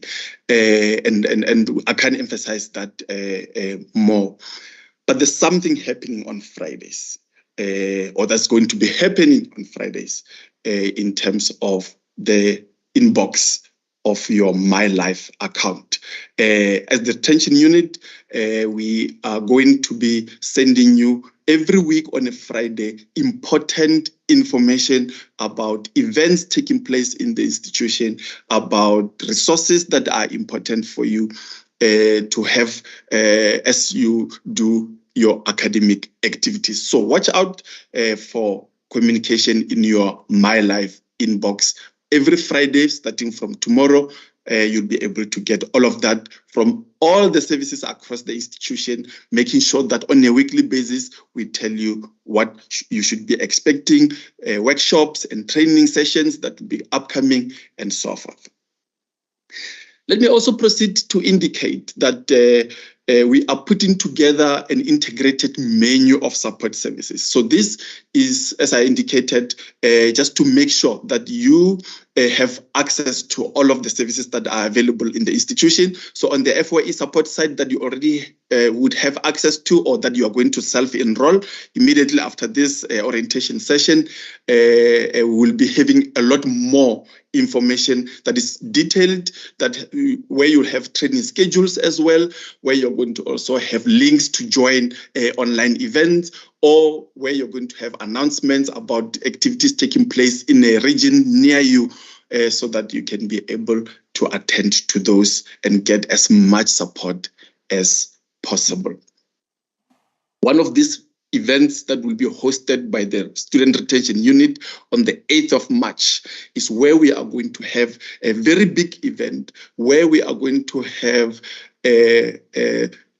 students who were once a first-year student at UNISA, among many other agenda items on that particular program. We're going to share with you what it takes to be a successful first-year student, what are the things to do, what are the things to avoid, what are the tools that you need in addition to what we are saying is available. So you'll be hearing from some of the students who have been on this journey just as you are embarking on it yourself. So watch out on the in your mailbox for information about the program that is going to be taking place on that particular day. Professor Jacobs touched on this, in fact, explained in detail about this. Mine is just to indicate that in addition to what she has said, that we've got videos that were developed by some of the experts and professors of this university in terms of these specific types of assessments, and those videos are guiding you in terms of what it means and how to approach and give you tips in terms of how to respond when you are confronted with any of these types of assessments. And this will help you, ladies and gentlemen, because assessment season is already upon us, so that if you are confronted with a question in your modules about multiple choice questions, or that is based on a portfolio or continuous assessment and so forth, you'll be able to get proper guidance. So this, as I say, are very important resources and tools that if you self-enroll on the support sites that I've indicated with the links that are now being posted in the chat, you'll be able to have access to this. Many of you may yet be aware that we have just last week launched an official first-year experience channel on Telegram. Again, the link will be posted in the chat where you can click and join. We have already thousands and thousands of students who are there, who are enjoying regular communication from the student retention unit and from all the collaborators and support departments that we work with to make sure that at every point on of your journey, you are able to get the information that you need. These are just some of the programs, and because of the constraints of time, I just thought, let me entice you with some of what we have. But just in closing, ladies and gentlemen, I want to just check with you if maybe you would have had an opportunity to reflect on your journey as you start. If perhaps you would have had a moment to think about the one thing that will probably stand in your way of success. Of course, you are married, you are employed, you are a full-time student, you tend to your siblings, and many other life responsibilities that confront you. And of course, if you take a moment and just think about what is that one thing that could potentially stand in my way of really doing well.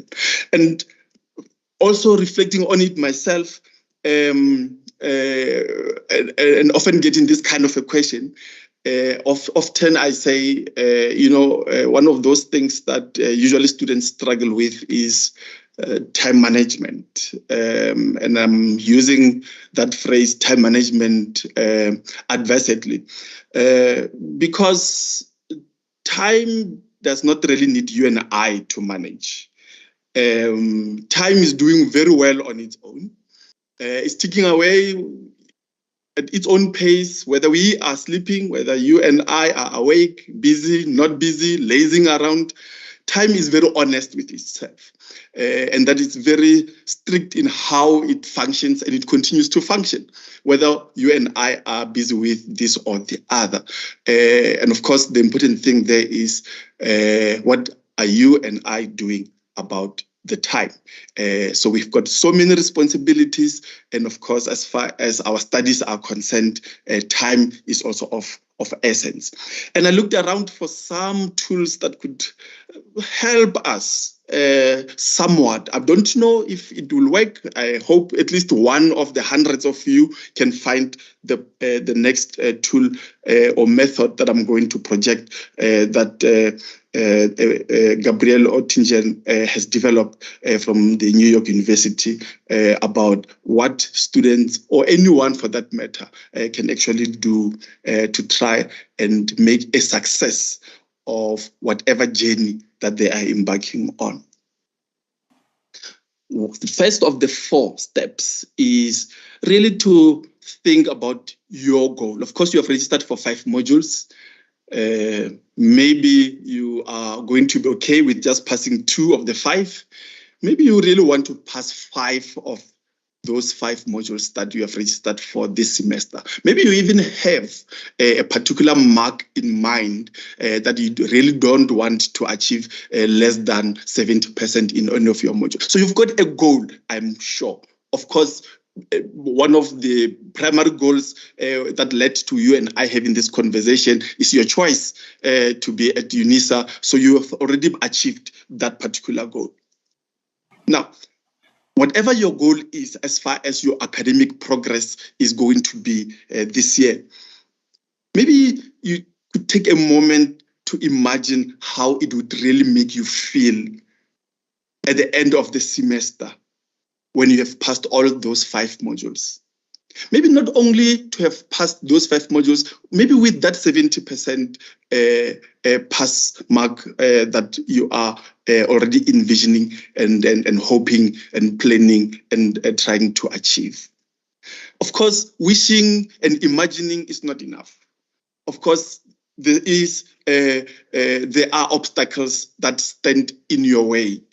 And some of these are just things that we ourselves battle with on a daily.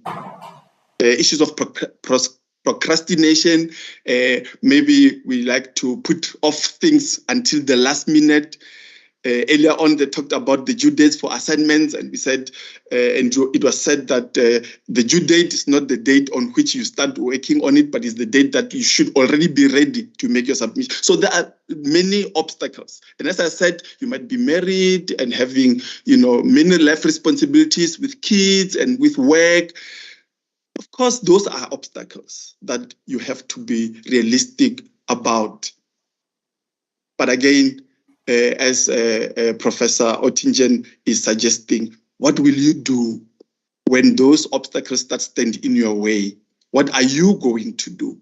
If you don't have access to a device for you to be able to participate in academic activities on a daily basis, what are you going to do? What are you going to do when there is load shedding on the day when you're supposed to be making submissions for your assignments?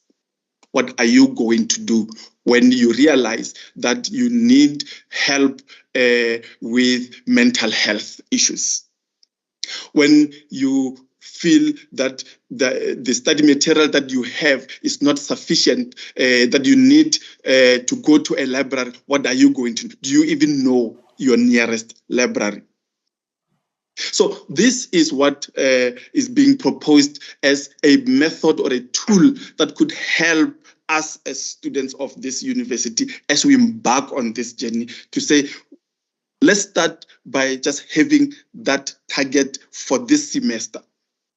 Let's think about how it would make us feel if we were to be able to reach that particular goal that we would have set, but also bearing in mind that there are obstacles that are standing in our way, but also we need to take action that will push aside and help us navigate around those particular obstacles so that we can be able to succeed and achieve our goals.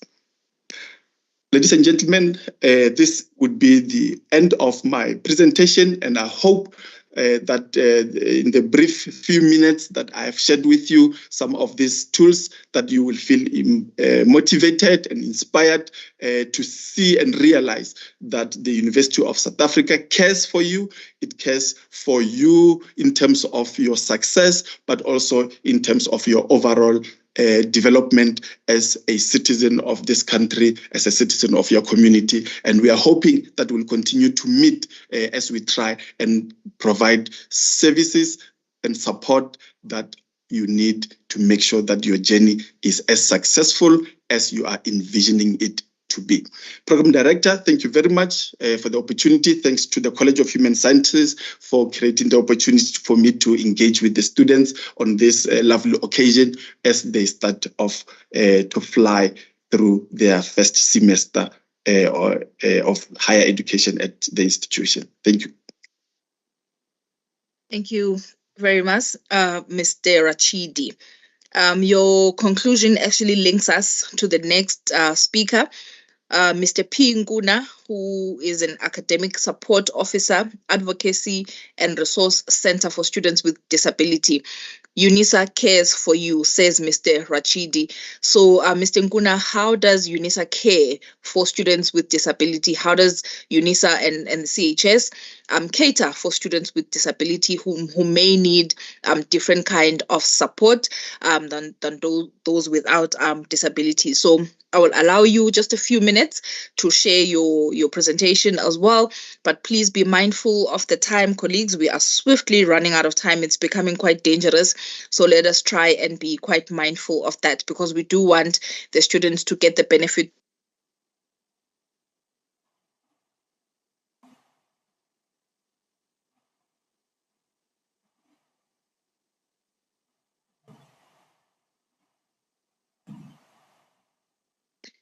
Colleagues, I think there's a technical issue on the side of our program director. But I think while she tries to sort it out, I believe let's take a 5 minutes break. And then Mr. Nkuna, you will present after the 5 minutes. minutes. Let's just take a 5 minutes break so that people can rush to the bathroom and Sophie can also breathe a little bit. Thank you.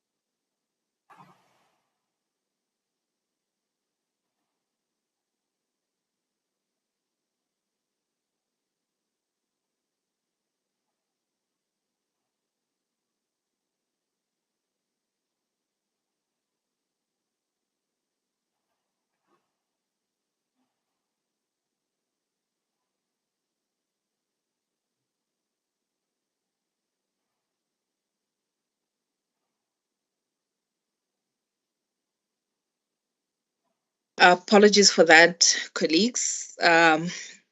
Connection is one of the many sheddings that are happening in the country, so I am quite sorry for that.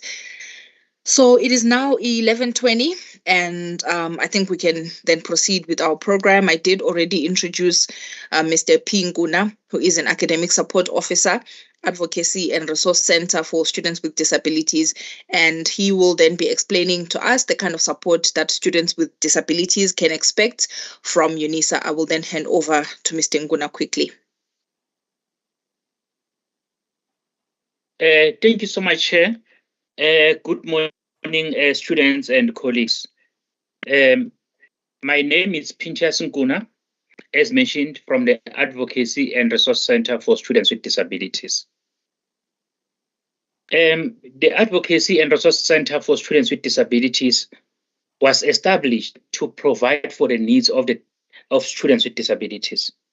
This is a division within the Office of the Dean of Students, which is Student Affairs. We provide a number of services throughout the student work, from the application until the graduation phase. We assist students in terms of the application for registration, and also in terms of providing them with specialized study material as per your individual needs. We don't have the one-size-fits-all approach. When a student is, for example, when a student is blind, we don't say you qualify for braille study material. We expect you to tell us whether you need this kind of a format or not, because we are aware that not everybody were born with a disabilities. Some students acquire their disabilities. We also provide sign language interpretation services as and when required. I'm sure you can see our colleague Mema Baso, who's signing for us. We also provide inputs to our My Life and My UNISA to ensure that students with disabilities are accommodated. We established and launched multiple computer labs in different regions. These labs are equipped with access technology to accommodate the diverse needs of students with disabilities. The slogan of persons with disabilities is nothing about us without us. In the interest of that, we established regional forums and association for students with disabilities to ensure that students with disabilities have a voice on matters that affect themselves.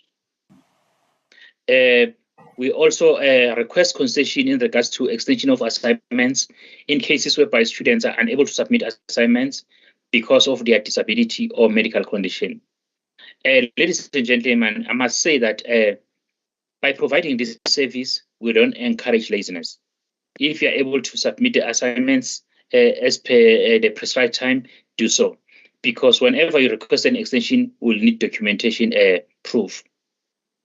We also assist students in terms of applying for special examination arrangements. Special examination arrangements depend on the individual disability. Some students will require extra time, as some will require alternative assessments. Just to give an example, oral exam on Teams. And in collaboration with student funding, we assist students to apply for a bursary. This bursary assists students with their tuition fees, prescribed books, and assistive devices, depending on your individual needs. I must say that even though you receive the assistive device or the laptop, as a student with disability, you can still receive the allowance. That is part of reasonable accommodation. And there's also an allocation for medical assessment and human support in cases whereby the student require assistance from time to time. We also work with publishers both locally and internationally to ensure that students with print disabilities are able to receive prescribed books in electronic format. And in order for the student to receive these electronic prescribed books, we request you to drop us an email or complete the undertaking whereby you confirm that you'll only use the prescribed book for your studies. You won't copy and open your smaller puzzle shop like it happened in the past. And by so doing, that is copyright violation. Please, students, refrain from that. We also support our graduation office to ensure that the day when you graduate, you have reasonable accommodation that you need. That could be maybe parking closer to the venue, your program converted in the format of your choice, and also sign language interpretation services. Ladies and gentlemen, I urge all of you to join hands against the prejudice that constitute the biggest barrier against students with diverse disability. ACT encourages students not to conceal their disability, because while we respect your right to disclose or not to disclose your disability, those of you who does not disclose their disability may not receive or demand reasonable accommodation from the university, because we won't be aware of your individual needs. As I said earlier, we don't have the one-size-fits-all approach. And I must say that disabilities are not always visible. Even if you have an invisible disability, please disclose so that we can reasonably accommodate you. Whether you are born with or you acquire disability, please disclose your disability. And for those who acquire disabilities during their studies, please inform us so that we can accommodate you and help you on how to deal with the newly acquired disability. Ladies and gentlemen, I felt that I should bring this to your attention, that ACT staff members comprises of persons who were born with disabilities and those who acquired disabilities in their lifetime. The reason for bringing this is to ensure that when you contact us, we have a first-hand experience of disability. You won't be lost by contacting us. We are also aware of students who are reluctant to disclose their status, disability status, due to the fear of stigma and victimization. I must say that disclosing a disability, it will only ensure that you have you receive the required support from the university. The university is aware that providing this service is not a favor to you, it's your right, as per the Constitution of the Republic of South Africa and other legislations.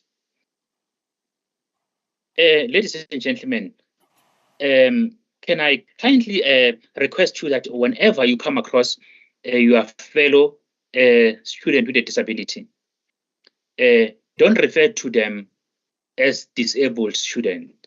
They are not disabled. They are students with a disability. Because immediately you say he's a disabled student. When do you enable that student? Because if you have an alarm system at home, if it's disabled, you are not safe. But if it's enabled, you are safe. Therefore, please, let's refrain from that. And calling those who are using wheelchairs as wheelchair bound, they are not bound on wheelchairs because they don't sleep on the wheelchairs. They don't bad on the wheelchairs.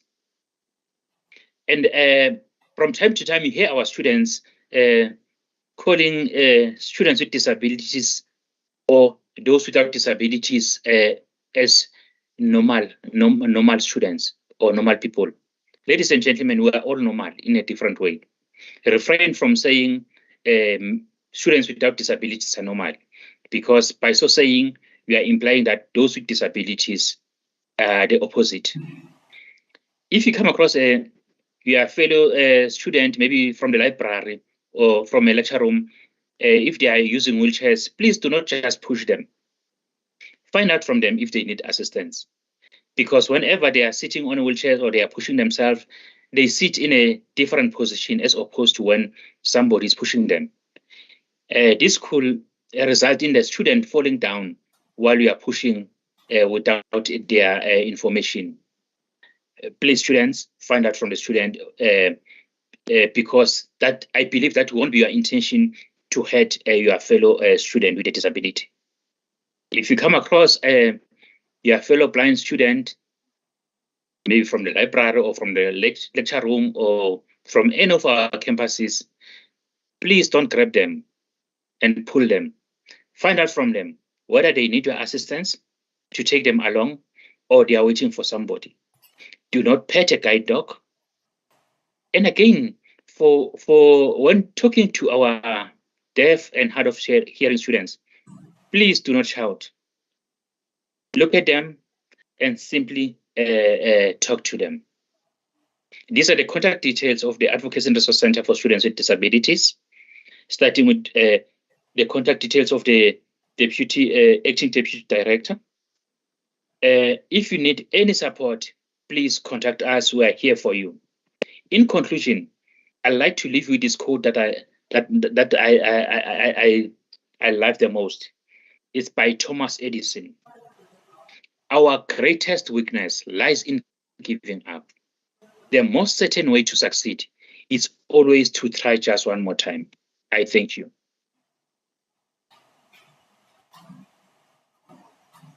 Thank you so much, Mr. Nguna. Your presentation is much, much appreciated. Above everything, thank you for sensitizing us to the terminologies that we use that can be viewed as offensive, that are insensitive to our students with disabilities, particularly the idea of touching somebody who doesn't want to be touched, that we need to be aware of those things. The idea of consent is not only applicable to us, but is applicable to everyone else within our institution. Without wasting any time, as we are running out of time, I will then hand over quickly to Mrs. M. Signolo from the library services. She is a librarian who will explain to us how the library works. As Professor Jacob said earlier, UNISA has the biggest library in the Southern Hemisphere. If you ever get an opportunity and a chance to travel to Pretoria, please visit the library. Just have a look at that magnificence and just see the kind of services that can be provided for you there. Because our idea as the institution, as the college, is to keep you not only, through your undergrads, but also through your postgrads and all the way up to PhD. So learning how the library works is actually beneficial for you in the long run. Quickly, over to you, Mrs. Signolo, as you explain to us how the library works.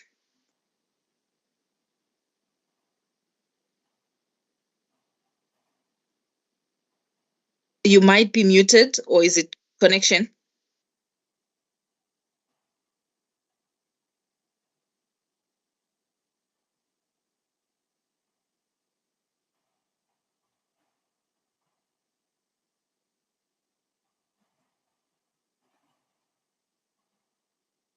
Sorry, Mufadi, we can't hear you.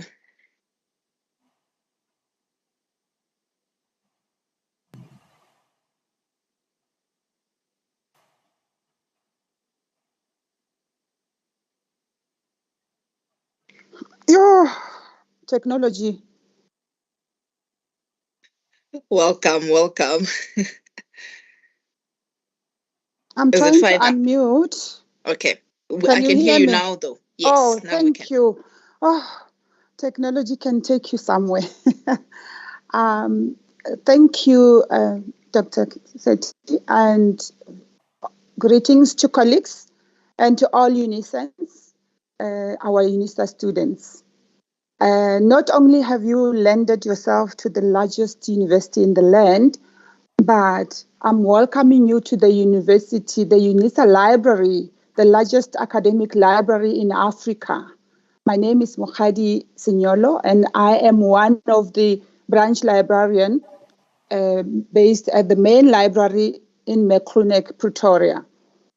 However, we have a team of dedicated librarians who are available to assist you.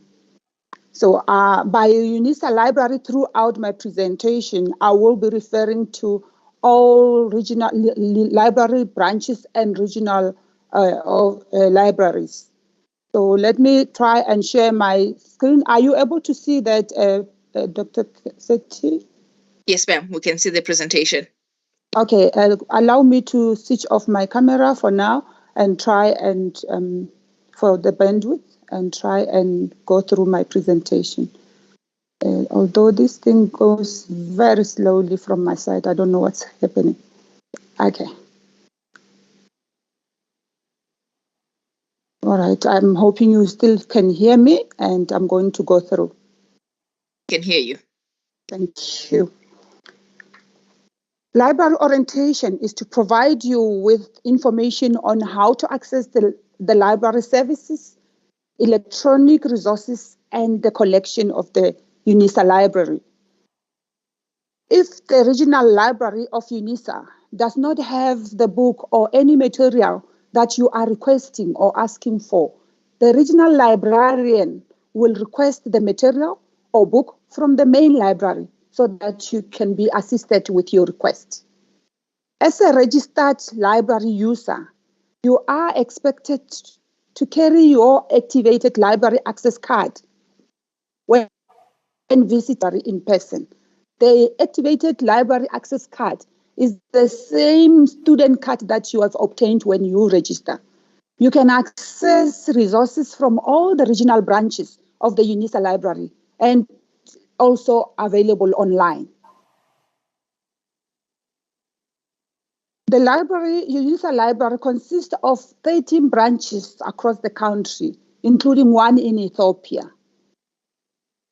These are the branches and regional libraries across the country: in Cape Town, Florida, the Science Library, KZN, the Durban branch, and the Pietermaritzburg branch, and in Ethiopia, as alluded to, in Addis Ababa, East London, Gqeberha, that is the former Port Elizabeth, Ekurhuleni, Johannesburg, Polokwane, the main library at Moklunek, Pretoria main campus, Rustenburg, Nelspruit Graduate School of Business, which is referred to as SBL, and Sunnyside campus.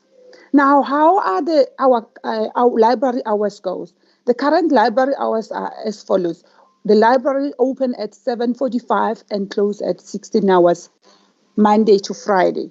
And all libraries are closed on Saturdays. And in December, all libraries except Ethiopia, East London, Florida, and SBL, they open at 8 and they close at 4 o'clock. And during public holidays, all libraries are closed. And also in Saturdays in December, as currently we don't also open even now the Saturdays. So in December, they also close. And we in between Christmas and New Year, we close. The collections that are available in the library includes the study collection that you are able to study using them in the library, the journal collections, the audiovisual collections, the CDs and all the audiovisual collections, and the open shelf or research reference books that you can be able to access them from the open shelf, take them for use at home, and bring them when they are needed back. And we also have archives and special collections, and this service is only available at the Moklunek campus. Where to begin in all of this? You need to land yourself at the university website. And on the university website, you'll see there by the arrow pointing, you click on the library, and you have to be on this page in order for you to start doing anything that you need in the library, whether searching books, articles, anything that you would want to use in the library, you are able to use, and you should be on this page. Now, some colleagues have alluded to My UNISA, My Life. I'm not going to go into detail, just to indicate to you that your library password is the same password you receive when you claim your My Life email address and when you join your My UNISA. So in order for you to use this My UNISA or My Life password, when you are in the library, you will be prompted, especially when you want to request or when you want to renew books or when you're opening a database or an ebook or an article. So that's where the My UNISA password gets in. For that, there is this link that you can follow to join My UNISA or My Life. The library services, we do have Anchor Quick and Easy Search. This is an in-house federated search engine. It searches across multiple databases via one search interface. And the databases searched by this Anchor Quick include, amongst others, the library catalog and a selection of the major subject databases to which the library subscribes. However, note that an Anchor search will not encompass all the resources to which the library provides access. And you can also access the UNISA Library Catalog on AirPack. This is a mobile application. It is a software application designed to run on smartphones, tablets, and other mobile devices. In order to access this this AirPack, it is accessible on a mobile phone, a tablet, or other mobile device anywhere on the go. The electronic resources are materials prescribed or recommended for your course. These include journal articles, law cases, and chapters from books. And you can access the electronic resources via or by the course code or using the title. But please note that you need the Adobe Reader to view recommended materials in PDF format. Now, how do you then go along to borrow and or request these materials? As an undergrad student, you are entitled to take up to 8 items that include audiovisual for 21 working days. And as postgraduate student, you are entitled to take up to 16 items for 42 working days. And for short learning course, you are entitled to take up to 4 items as well.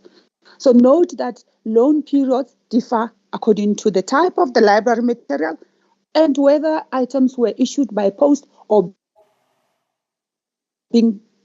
So after borrowing those books, how do they then get to you? The UNISA library uses 2 ways to deliver your requested books or devices. That could be one via the courier to your preferred address, and you are also able to track the status of your parcel via my UNISA. Or they can be delivered to any of the UNISA partner libraries, as alluded to you, which libraries are available at UNISA. Now, you might have borrowed those books. They are now delivered to your address. Now you've been using them, but you have not yet finished reading them.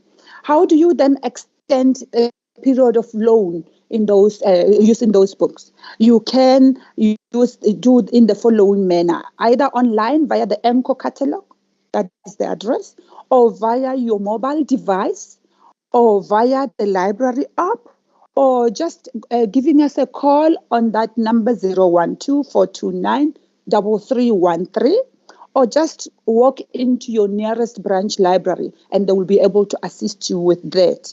But please note that renewals will not be granted if there's a hold on the item or if there is an outstanding library fine.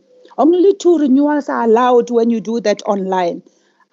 Otherwise, items that cannot be renewed must be returned to the library immediately. After using those materials, now how do you then return them to the library? The library material may be returned in person at the main campus McCluneck Library or at the branch libraries, or you can courier them back to the UNISA library. And please note that you are liable for the cost of returning library material via the post. If you do not return library material on time, that means the date that is due will be stamped inside the book. So books may not be posted in the assignment boxes. All audiovisual material should be returned in separate parcels that are clearly marked for attention audiovisual collection. Books can also be returned using the self-check-in machine available at the library entrance, but please keep the receipt safe. Currently at the McCluneck campus, these self-check-in machine are not working. Now, how do you observe the student values and plagiarism, including the copyright and plagiarism?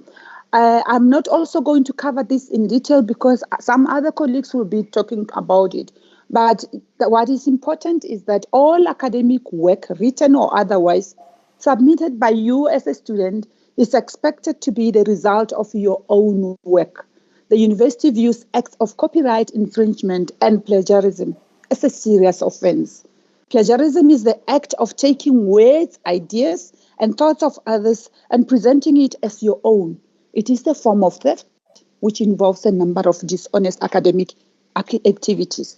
How do you then prevent plagiarism? Briefly, you are advised to study the disciplinary code that appears in Study at UNISA brochure, especially Chapter 3, 1.19. Read the university's policy on copyright infringement and plagiarism. You must use the information ethically for all your written assignments and research projects. The ethical use of information does not only reflect a person's integrity, but it is also mandated by law. This may lead you failing in your studies and in serious instances which you may be punished or fined. Now, we do have an online tour of the library available at this link for the YouTube. If you've got time, please visit that and tour the library. Otherwise, you can find us. Should you have more information or further clarity that you need, we are available at that unisa.ac.za/library. We are also available at the library mobile app that is downloadable from the iStore or Google Play. We are also available from the Facebook, facebook.com/UNISA Library. And you can also find us on Twitter, twitter.com/UNISA Library. For you to get up-to-date information about library services, you are able to visit our library guides on subject-specific guides on and more of your studies and research on that libguides.unisa.ac.za. To conclude, I just want to highlight you that feel free to visit any UNISA library branch by logging online anytime, anywhere, 24/7. Thank you for listening. We look forward to be of service to you. And remember, we are available should you need any further assistance. Program Director and the UNISENS, I would like to conclude by saying happy reading, happy searching, and best of luck with your studies. I thank you. Much appreciated, Ms. Signolo. That was so enlightening regarding the work of the library. Maybe just to also emphasize for the benefit of the students, when you open your tutorial letter 101, your subject librarian's information will be included there. So you may give them a call, pop them an email and just find out what they do, what services they can offer to make your study, program a little bit accessible for you. So, there is a lot of help in the institution to help facilitate your studies and ensure that you are doing the best that you possibly can. I see that the chat is very, very, very active. I would just like to caution you to not, plot your numbers on there just yet, because you are kind of clogging the chat. I see my colleagues are doing their best to attend to all of your queries. So please do ask your questions on there and so that you can get assistance. They are also sharing contact information, email addresses, and other resources. Please make use of these. We are here to assist and support you as best as we possibly can. We will now move over quickly to Dr. J. Nene, who is a specialist in the Center for Professional Development. He will basically be talking to us about my UNISA Learning Management System, how you use it to the best of your studies.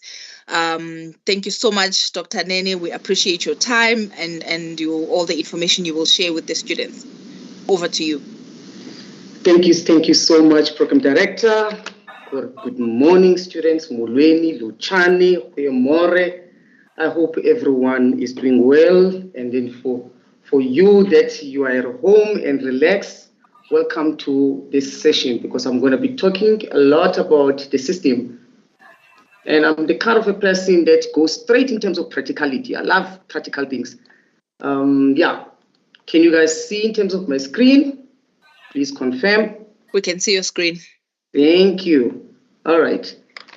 I hope that you can see me as well. I'm still a student. I'm just joking. All right, colleagues. Let us start in terms of the system. The system that we're using My UNISA. For sure, some of you knows how to log in terms of My UNISA. I am going to be short, sweet and short, just like me. And then I will go in terms of the system, logging in terms of the system, teach you and show you what you need to know as a first year student so that you do not fail in terms of your module or the course that you're doing. One of the most important parts is that by now you do have your username and password, in which you are going to put your username and password and log in. moment that you enter there, you are going to see two things. See the My Modules and My Admin. My Admin is a part that for you see the administrative part of your studies, like you can get academic records, you can get all other information. Let me just go an overview of that so that you can see. To see, if you come here, you can see the academic record, you can see your registration, blah, blah, blah, including the tutorial parts of it, everything that you're going to need on that side. When we come to My Modules, I'm going to take you guys again, I'm going to go here. When it comes to My Modules, that's where you are able to see in terms of how many modules are you registered for. If you click here, you are going to see all the dashboard of all the modules that you are registered for. For me right now, since you're seeing that, it means that I've got a lot of modules that are within my own module. So even in terms of the group, for some of you are going to see the site similar to this one that says probably maybe Zul or BPT or whatever that it is, 1501-23, which is a year, and S1, which is a semester. So if ever you see that, you need to know that is a main site. That is a main site, that is a site that you're working with. And then we also have people that are working in terms of tutoring part. So if ever you see the part now that indicates maybe a number with a T, a site with a number with a T, it means that you are registered for what we call a signature module. And if we are registered for signature module, it means that you're going to have a TA, which is a teaching assistant that's going to be able to assist you in terms of the course. So, and also we have probably another site that you might have that has a number with an E, which is an e-tutor site. So if ever you don't have TA, you are going to have the e-tutor, people that are going to assist you. So there is this thing that we call activities. The e-tutor will assist you in terms of activities more than assisting you in terms of the assessment. The main site, that's where you are going to talk about and see the assessment and see the announcement from your teachers and see every single thing, because that is what we call the main site. The e-tutor site is where your tutor comes in and say, this student is struggling with 1, 2, 3. Students, come in, let me assist you and let me help you pass. And then even in terms of the TA as well, they do exactly the same thing.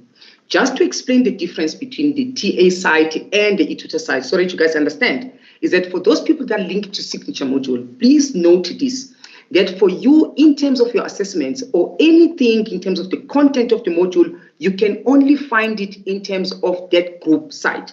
So if you are not linked, it means that you cannot be able to access that. If you are linked, you can be able to access in terms of your assessment and everything.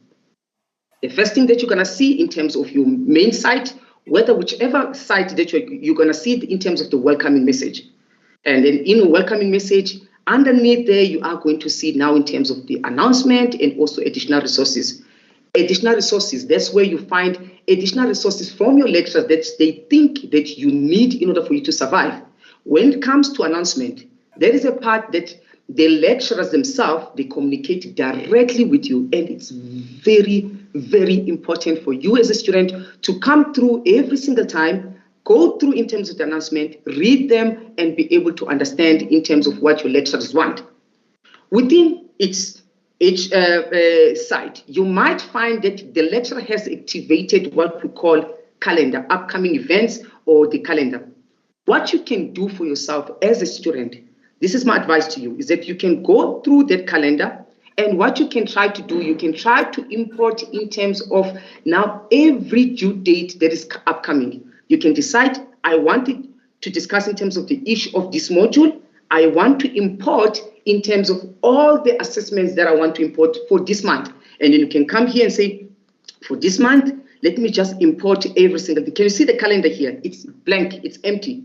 You say, I want to import. You can decide how you want. You want all the events, including the ones that are on your Gmail, or you just want the one from UNISA. You can decide. You can say, get calendar.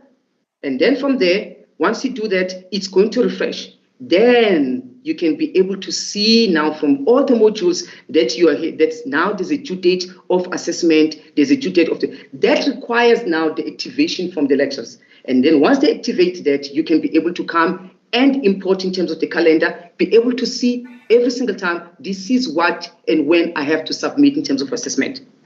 Let me go back now to my site.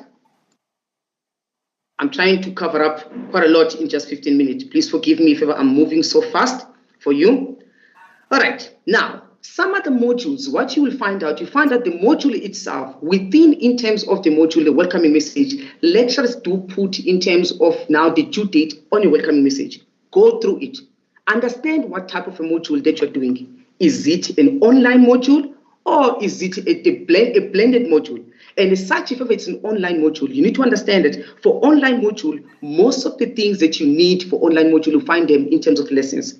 When we're talking about lesson, what exactly are we talking about? We're talking in terms of, it's much more like a study guide for you. So let me just go back in terms of this because I want you to be able to see. Let me go back.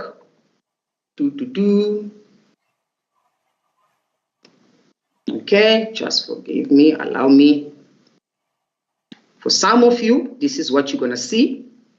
You're going to see in terms of the activity part, and then you're going to see in terms of units. Within each unit, you might find in terms of now the lessons, the lesson being the study guide that a lot of you are waiting for. Some of you say, I can't do anything, I'm waiting for the study guide. The study guide is there. Just accept the study guide is there. It's there for you. So when you see something that is written as lesson, go through in terms of that because there is your study guide. There is a content that you're able to see. For some of the modules, what you're going to see even in terms of the assessment being under the unit, not all the modules. For some of them, what you're going to see, I'm going to go back in terms of this one because I want you to see. You will come here and you will see in terms of the lessons. And when you click this part, it will open now in terms of the portals for you to be able to submit in terms of assessment. It tells you assessment 1, 2, 3, 4. So now you know where to find the assessments. So when you go in terms of each assessment, it has what we call the due dates. So the due date of each assessment is written, depending what type of assessment it is there. If I go here, go back here, I'm using the one for last year. So just to show you, can you see? This is the due date. It says that the due date is on the 26th of August 2022. If you come to the system after the assessment due date has passed, you are not going to find the portal for you to submit your assessment. You're not, because it's closed. So don't come on that day and try to submit your assessment. My advice to you is that please always try to submit in advance so that you do not have a problem of load shedding because, hey, that problem, it's serious problem. Try to submit in advance so that you don't have that problem. Where do you find in terms of a submission button that I'm talking about? Remember what I said. I said for each assessment, there is an assessment. And then if you scroll down of each assessment, let us say, for example, you went in terms of the same module. Go back because I want you to understand this. You went to that module, you went again, you click that and you click in terms of assessment. Once you click in terms of assessment, you are able to see all of that, or you see something like this, instruction of the assessment and every single thing. Underneath that part, there's a part that says add submission. You need to click that add submission button in order to allow you now to do what? To see a portal such as this that allows you to either put the online text if the lecturer allows you to submit it as an online text. If they don't allow you to submit as online text, this part here that says file submission, you need to be able to submit your file. Students, please read here. What is it written here? It's written PDF. PDF. It's not PDP, it's PDF. It means that you need to convert in terms of your Microsoft Word document to a PDF. How do you do that? You already by now you know what is Microsoft Word. You go there, you take that Microsoft Word. I hope that you can see. You convert it in terms of now saying that I want to save as. You go there and you say I will save it as PDF. And then from there you press a save button and then take that assessment, drag it and post it here. If you do not submit your assessment in PDF, trust me, you are going to have a problem because your assessment might create a problem. And after that is done, you don't just leave and say, I've attached the assessment. Attaching assessment, it doesn't mean that you press the button. This is not like a taxi that I've entered into a taxi. The taxi will take me. No, you need to enter and you need to pay. And paying, this means you come here and you save. That means that you want to tell the system that I'm saving and I'm submitting. That is very, very important. Because some of the students, they fail because of the mere fact that in some of the modules, you have to put the assessment. Some of the other modules, you have to put the assessment, press the submit button. And people, they just come and attach, say, I think attachil, I think submittil, no, I submitted. Hi, guys, you need to press that button that says that I'm submitting. Do you understand? So go through it because that's very, very important. That being said, let me just go back in terms of a few things as well that you need to understand, even in terms of your own system. Whenever that you get as an announcement, meaning that announcement, this is announcement, again, I'm not assuming that you guys know. Let us not assume. Let us not assume. Let us go to that announcement. Okay, I prefer this one. The announcement part, you click here. There is announcement that tells you in terms of now, this is announcement probably 1 or 2 or 3 or 4 from your lecturer. Go through it every single day and read it.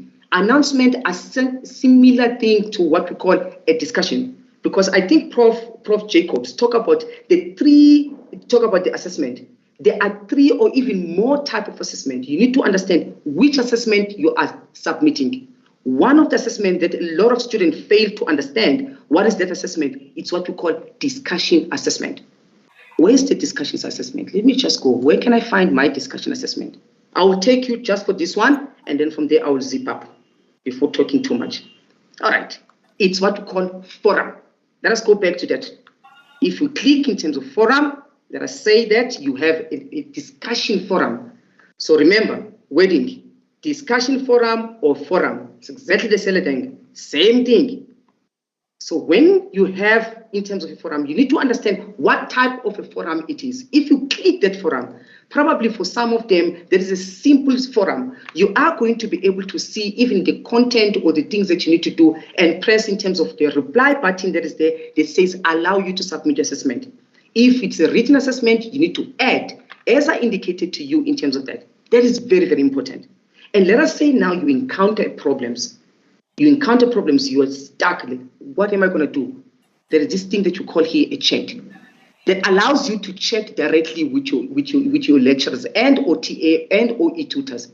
Go through it and press that button, type something, send it through. UNISA has a policy of 48 hours in terms of for them to reply. They will reply to your message. We don't hate you. We want to support you and we want to assist you. As such, please communicate with us and allow us to help you.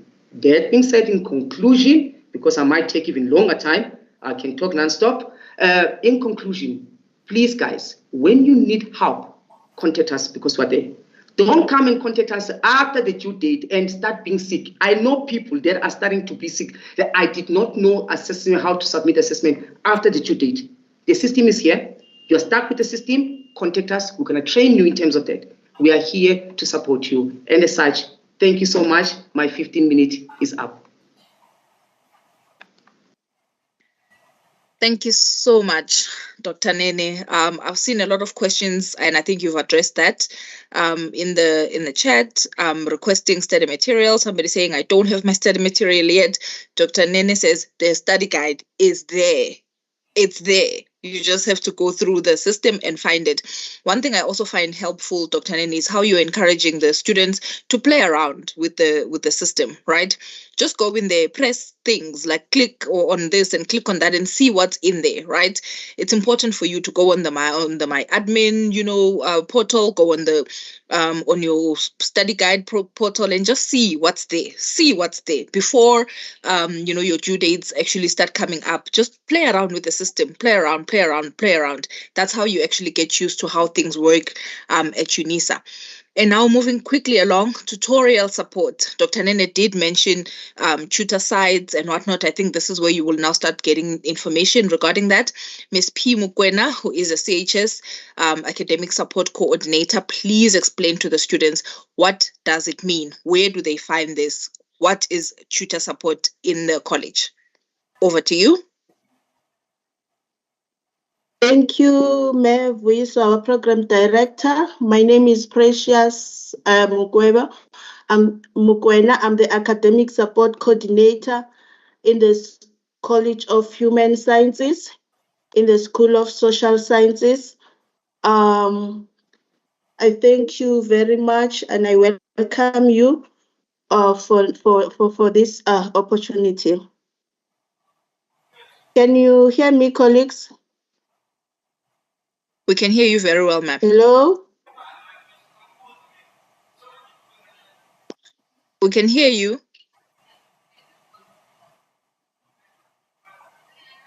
Hello? We can hear you. Can you hear us?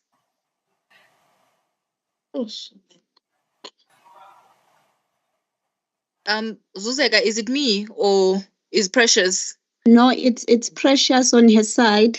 Okay. I think she's having issues with, and we can hear her clearly. We can hear Let her. me see. I'll try and ask check her on the cell phone. Okay, sure.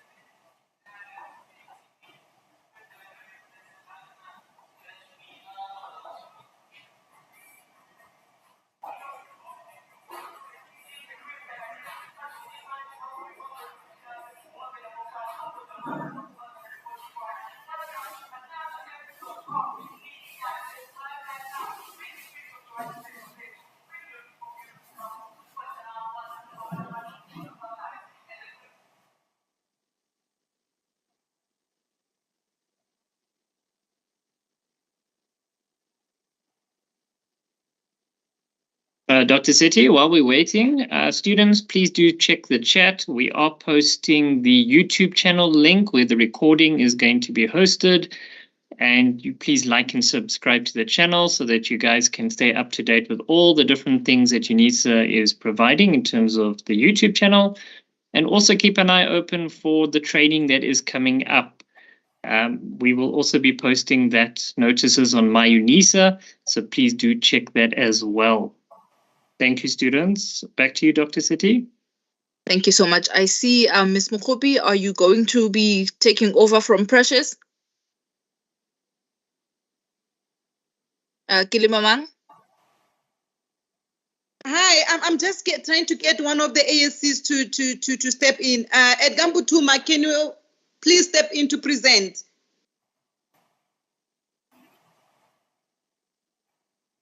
Edgar? I can just do a presentation on her behalf. It's fine. Okay. Thank you so much, Edgar. I don't have to project. I'll just speak from what she has sent as a presentation, and then if there are any questions, my colleague will assist me in answering those questions on the chat. Yes. Thank you so much.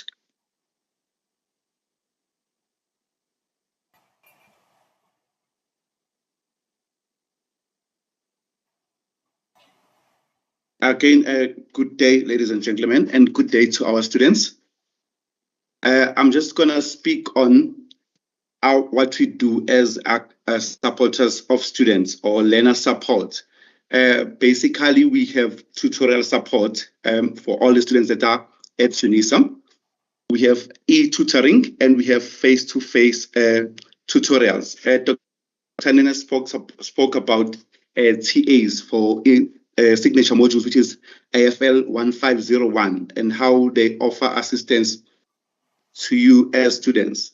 We also have e-tutors. We also have face-to-face tutorials. We offer tutorials to students that are based online, that is e-tutoring, and we also have face-to-face tutors that are offered in the regions. And if you go to a regional center or a learning center closest to you, they will tell you which modules they offer for tutorials and how they are conducted. For e-tutorials, we have modules that are offered online. When a student has registered and they have claimed their My UNISA, they'll be able to go to the system and see which modules they have tutorials on. E-tutorials tutorials are offered for NQF level 5 and NQF level 6. Basically, that's your first year and your second year. So when you log into the system, your My UNISA, you will see all the modules that you registered for. Once the module ends with a letter E, that is for tutorials.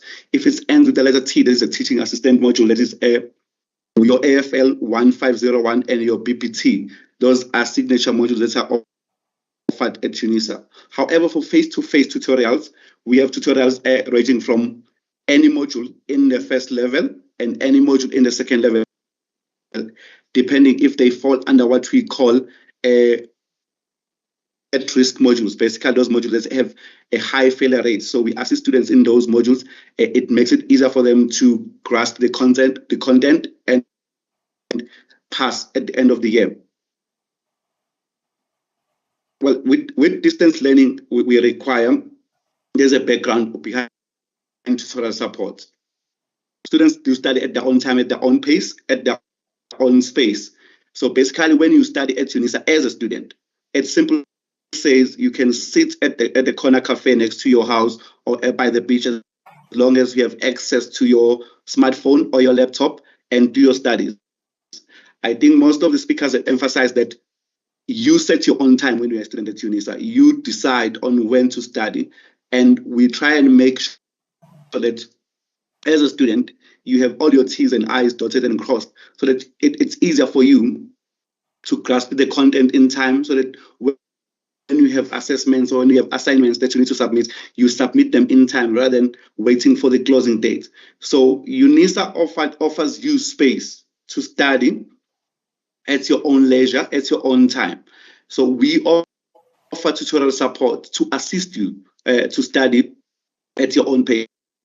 With the e-tutors, you can post your question online, and the e-tutor, as they are available 6 hours in a week, 3 days in a week, depending on how they post their schedules, they will assist you with those questions. However, when it comes to face-to-face, the region will just put on times on when they have classes. So if you inquire at the regional center, which is closest to you, they will tell you which classes they offer at what time. That's the difference between face-to-face and e-tutorials. So tuition support provides an environment for students to gain access to support services that make it possible for students to achieve success in their studies.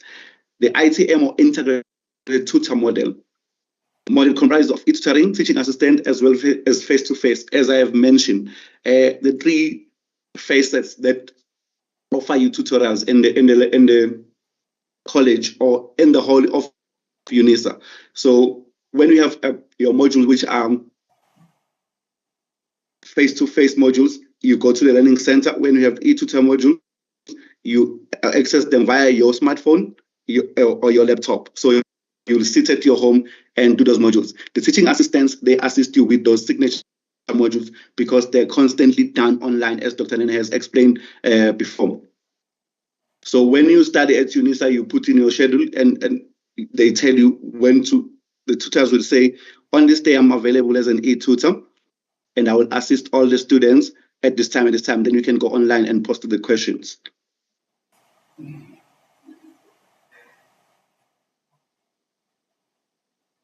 For you as a student to have access to your e-tutors, you need to go to the UNISA website, www.unisa.ac.za/myunisa.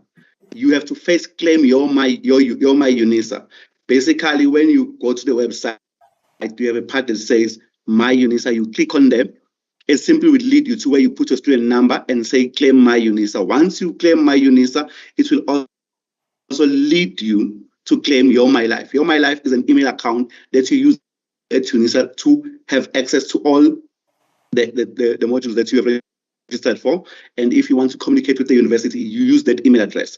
However, for us as UNISANS to be able to assist you as a student, you need to use Your My Life email account, not your Gmail, not your Yahoo. So for us to easily access your records, you need to use Your My Life email account, of which you claim when you go to My UNISA.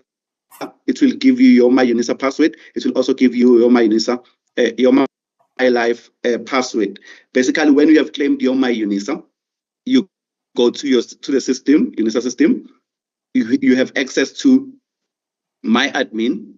And when you go to My Admin, you have your module where you have access all the modules that you have registered for as a student. So as a student, you know I've registered for 5 modules in the first semester. When you go and click on your module code and the year, which is 2023 semester 1, if it's semester 1, year 1, if it's the year modules, you will see all the modules that you have registered for. You click on those modules. If you have registered for PYC 1501, it will say PYC 1501-23, which is for the year 2023, and S1, which is semester 1. If it's a year module, it will say year 1 or Y1.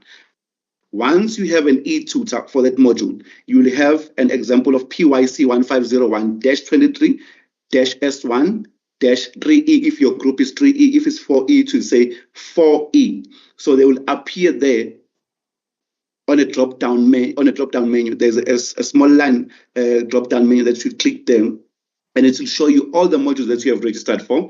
It will show you all the groups if your modules are grouped. First level and second level modules will have those groups. So it will show there and say this person has registered for 10 modules in the whole year. The first semester modules are S1. The second semester modules will be S2. So you can access that platform for e-tutors. For face-to-face, you go to a region. The region will assist you with face-to-face modules. So you'll be able to access all those modules. Even if you have assignments, they will show there.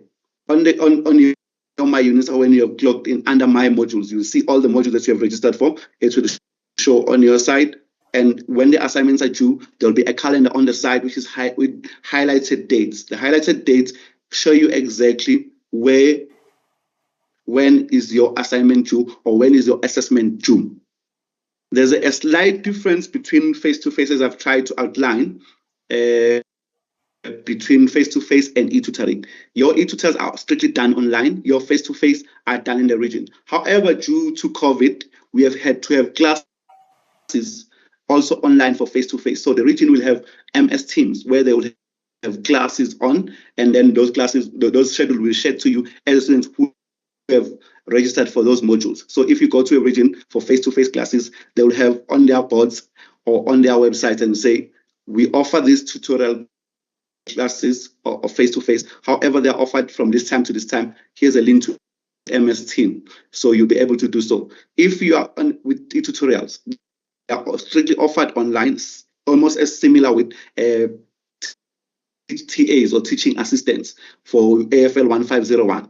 So if you are allocated a group, it will show as 1E if it's group 1. It should say as 2E if it's group number 2, depending on how many groups that class has or that module has. So they're offered online for 6 hours in a week. Basically, a tutor will say, I'm available from Mondays, Wednesdays, Thursdays, and Fridays. Then they'll spread those 6 hours evenly across those days they choose to be available. For face-to-face, the tutor is only available once a week, depending on their schedule and on the regional center that those classes are offered for. A tutor, they have space on my UNISA platform, as I've outlined, whereas tutorial classes for face-to-face are conduct-based. Basically, you go to the region, then they offer those classes.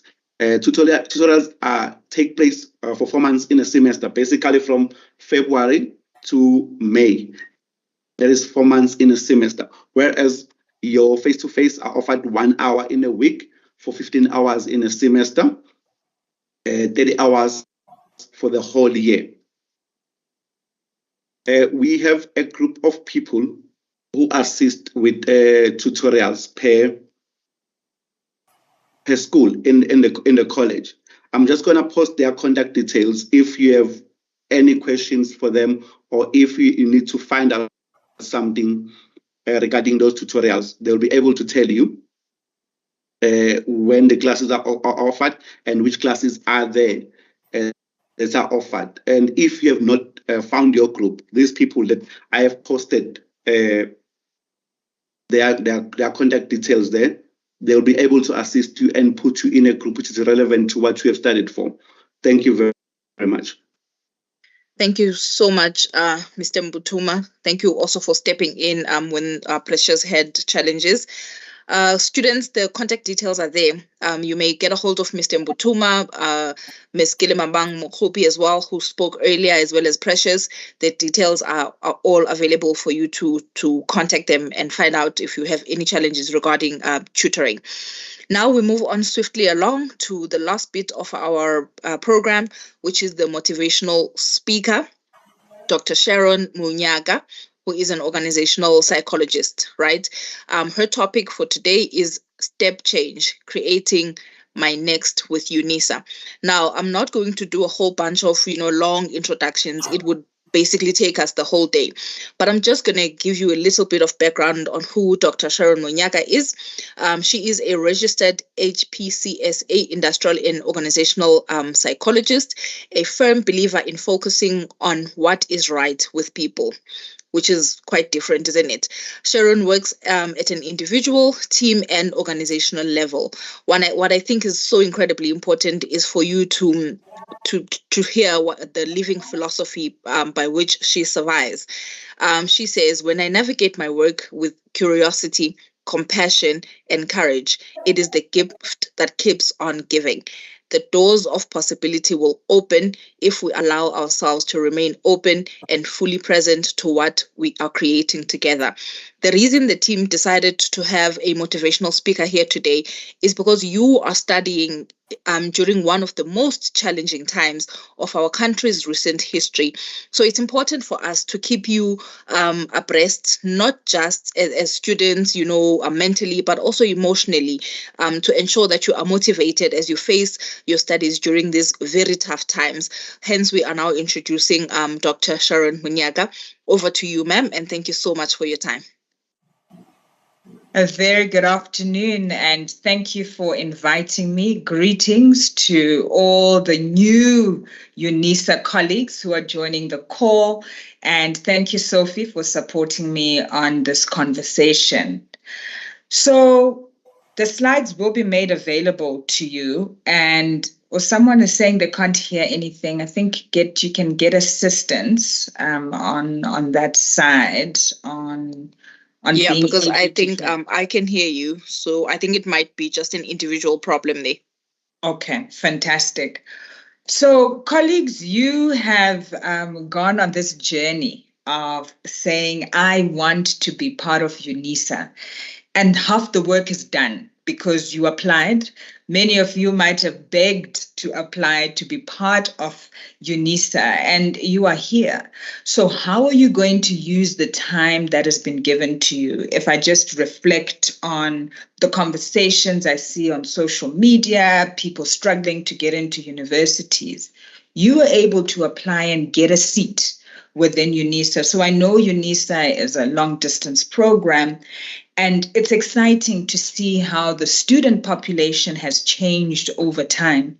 So more and more younger people are joining the university. It's no longer, past years where we would say, oh, shame, someone wants a degree and they're going to go to UNISA. They've been working for 1 million years. They've had families or went on a different career path.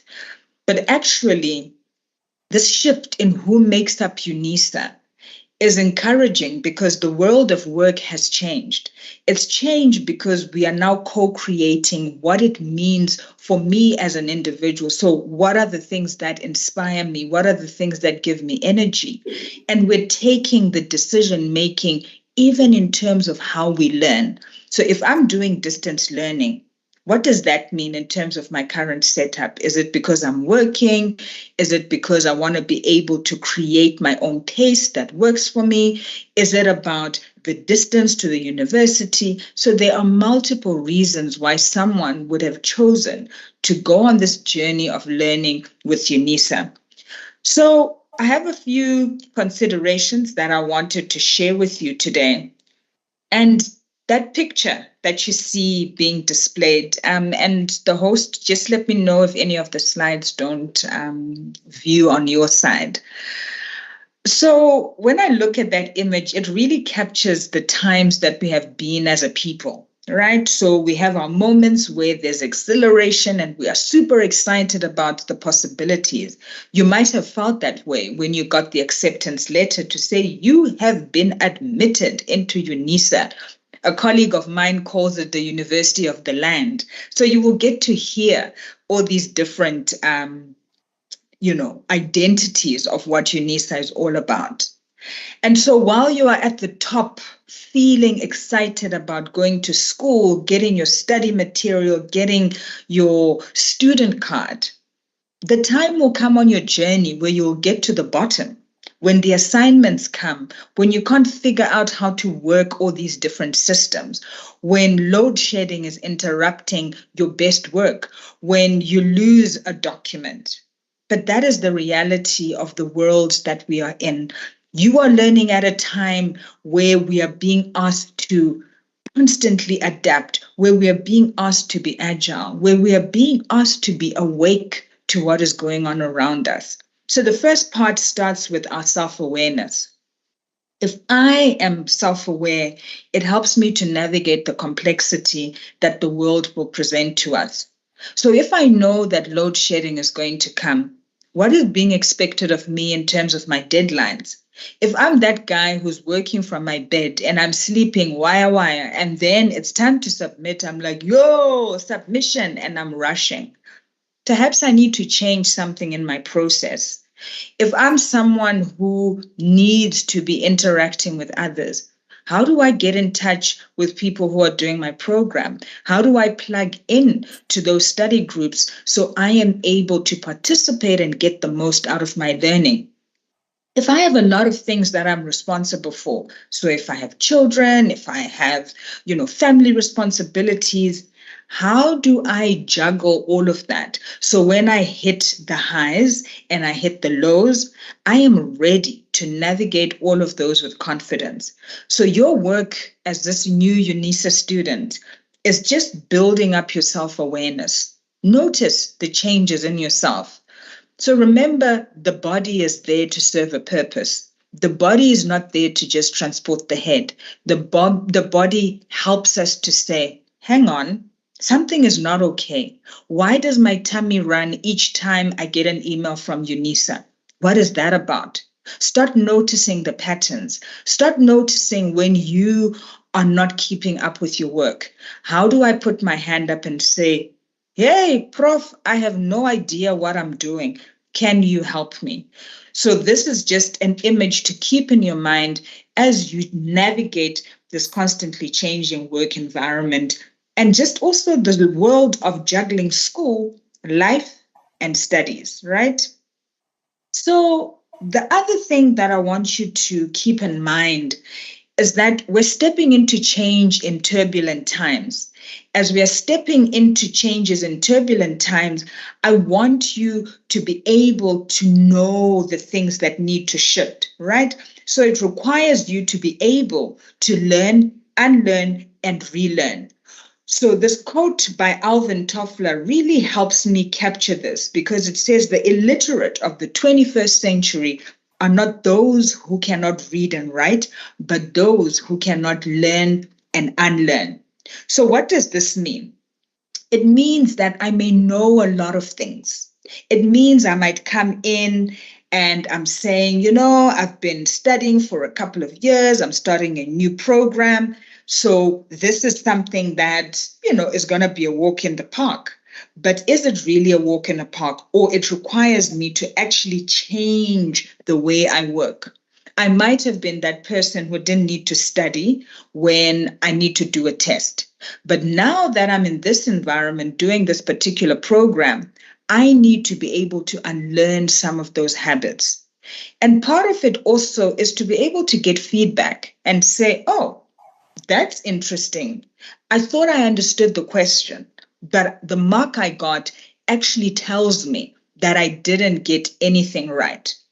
So it's going to require you to constantly be changing yourself in this process of becoming a student and being on this journey of learning. So remember, learn, unlearn, and relearn. That's the only way you're going to survive in the 21st century.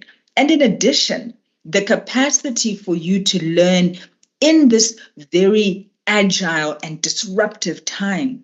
It's going to serve you as you go into your different careers, as you navigate complex life problems. This is an opportunity to strengthen the core muscle to do that. Now, one may ask, how do I actually do that? And some of you might be aware of the growth mindset and the fixed mindset. So this is the way we think about stuff. So typically what we see is behavior, right? So I submit my assignments at the very last minute. I just type, copy and paste stuff. I'm not looking at things. I'm not referencing properly.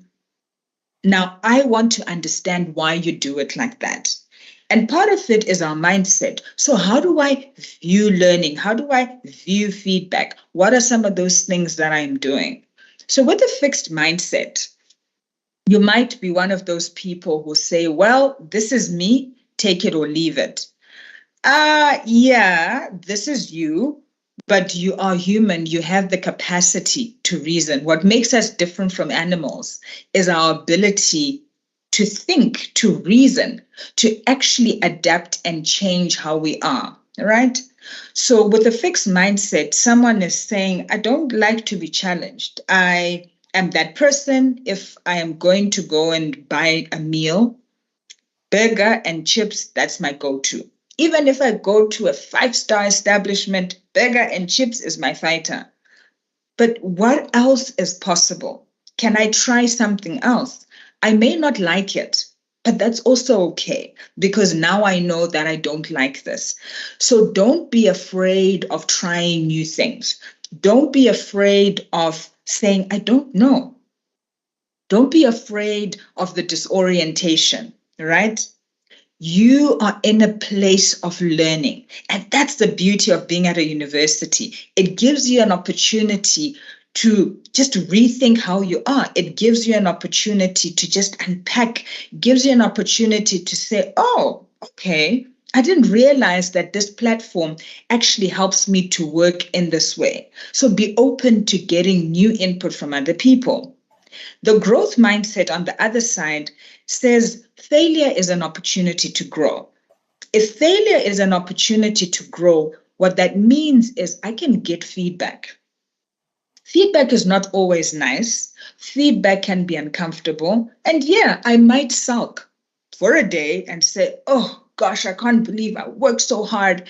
And then I only got 30% on that assignment. When I have sobered up, I can go back and say, what is the feedback that I'm getting?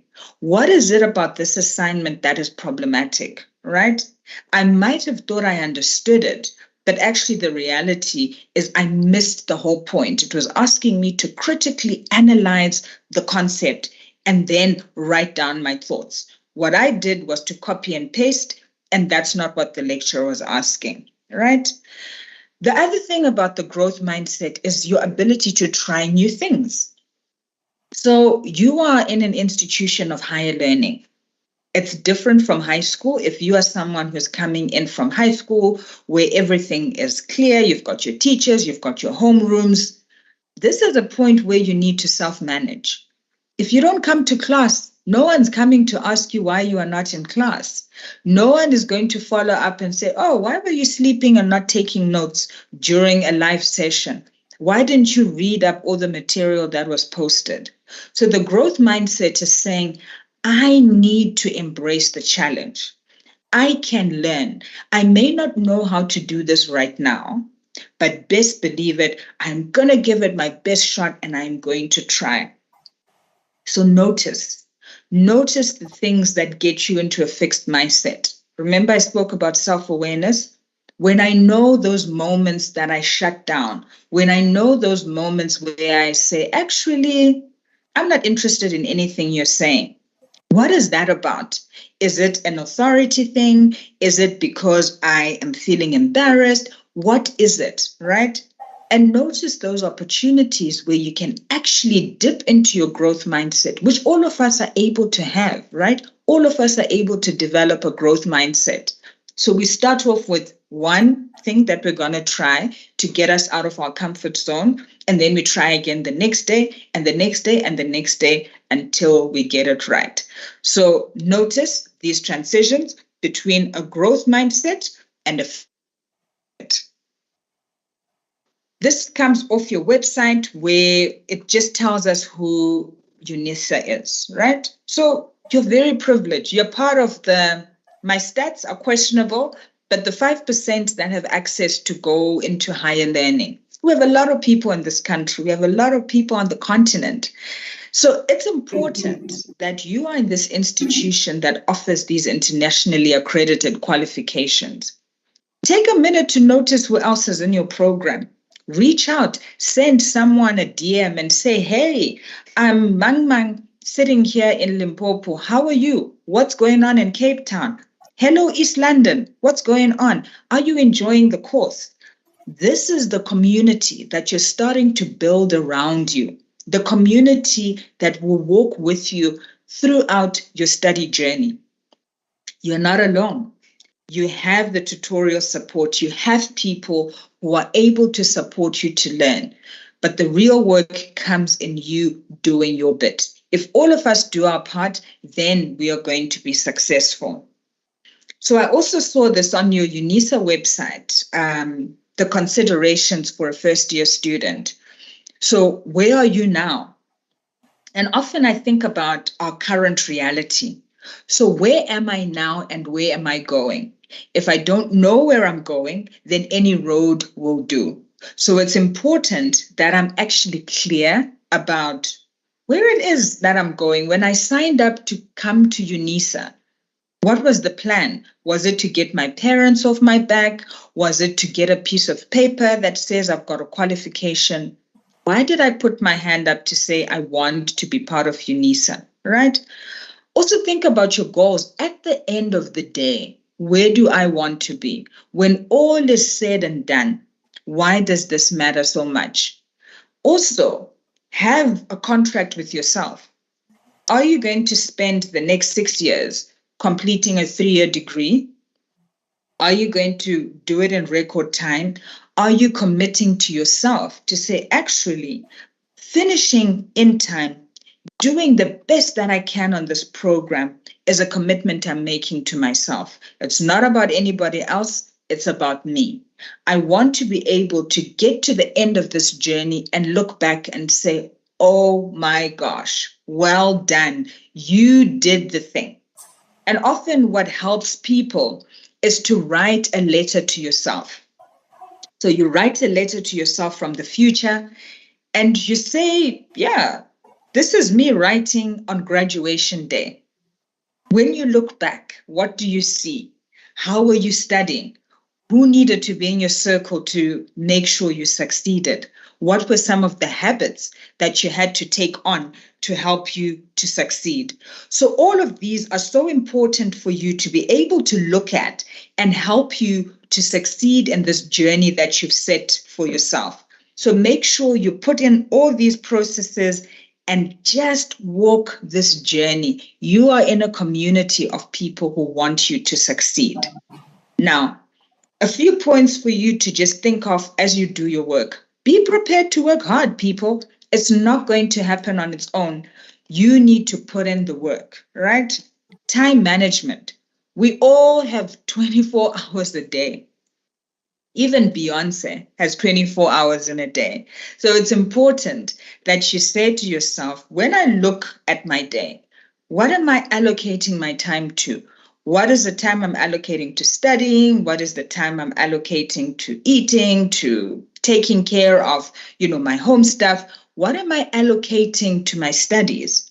And consistency is the mark of a champion. If I am consistent in my practices, it will help me to succeed. It's not going to happen on its own.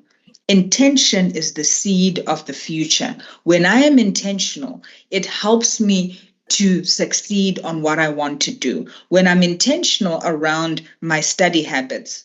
So all of us have different circumstances. Depending on where you are, you know what it's like in your home environment.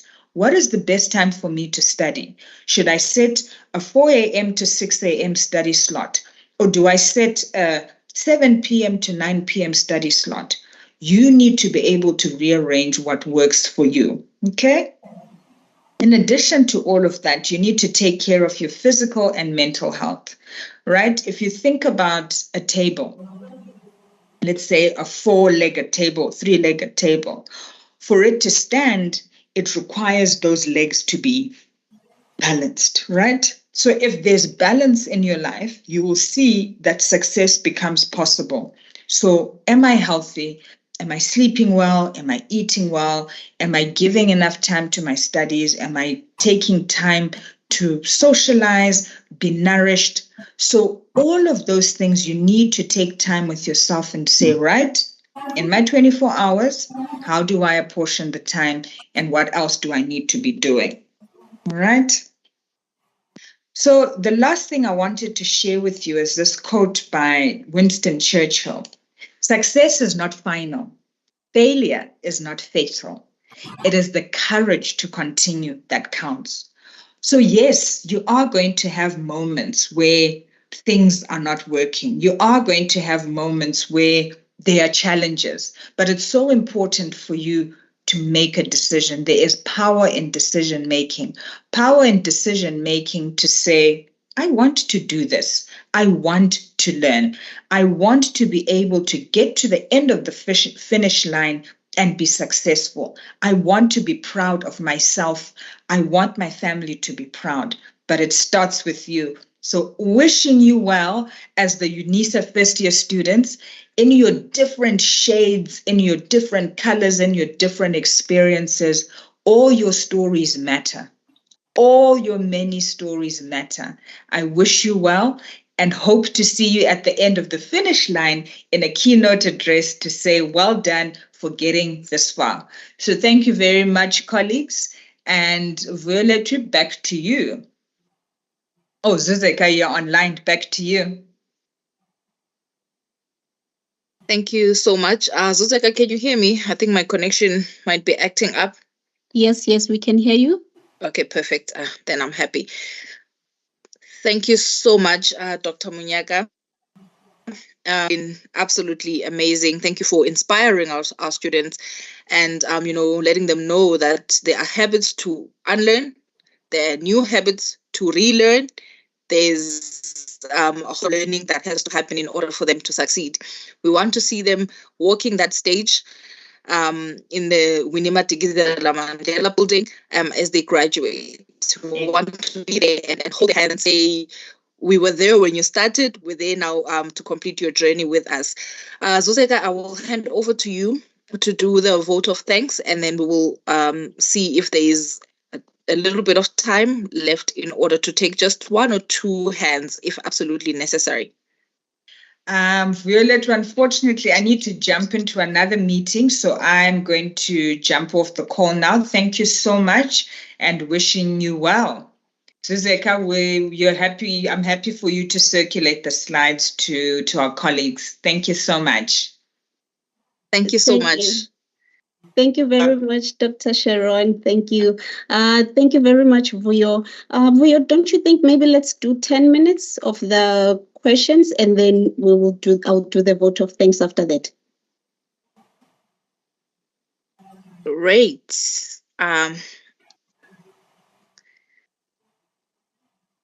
happy with that. You can hear me, right? My connection is doing other things. Yes, we can hear you. We can hear you. Okay. Let me just run over to the hands and see who has an urgent question. All right, so students, you may put up a hand if you have a question to ask, and then I'll see who is here.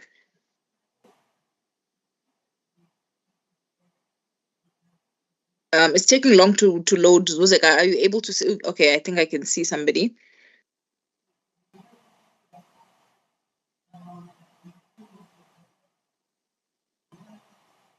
All right, looks like the very first one is Lebogang.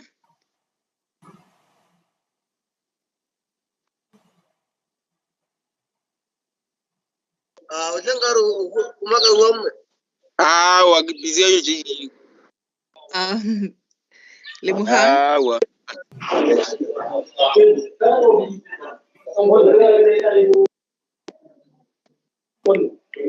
Okay, Vuyo, if Lebogang is not able to speak to us, maybe let's move to the next one. Okay, there is Zianda is at number 2. Hello. Is that Zianda? Yes, this is Yanda. Perfect. Over to you. Oh, okay. So I am an international student, and so I had there is a support for the tutoring in person, not the e-tutor. So in my case, I would like to know, how do I get someone?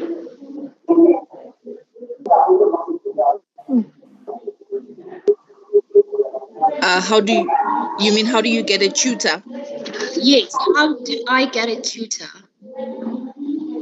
All right. I think the team will then note the questions and then they'll give a response a little bit later on.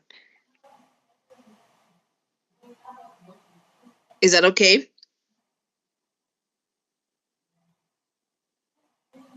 Perfect. And then let me move on to the next one. I think I saw Offense. I'm just trying to log on using my phone so that I can see a little bit better.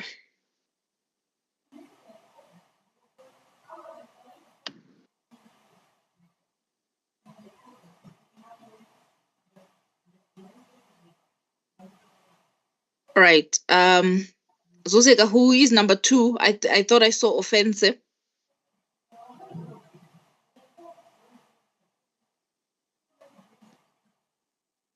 We can go to Piha.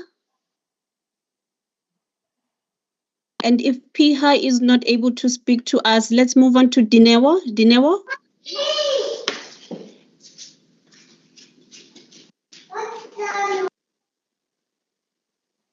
Okay, Dr. Seti, it looks like our students are not prepared for the Q&A. We move on to Erica. Erica, if you can hear us, please unmute and speak. Moving on, Cindy, if you can hear us, please unmute and pose your question. That's not working as well. Okay, I think let's give Ms. Mohupi an opportunity to respond to the first question, and then we will close. Students, you can post your questions on the chat or use the details that you were able to see today during the presentations and then send the questions there. Thank you. Thank you, Zuzeka. I'm going to respond to the question from Zianda and also make a few comments, based on what has been presented.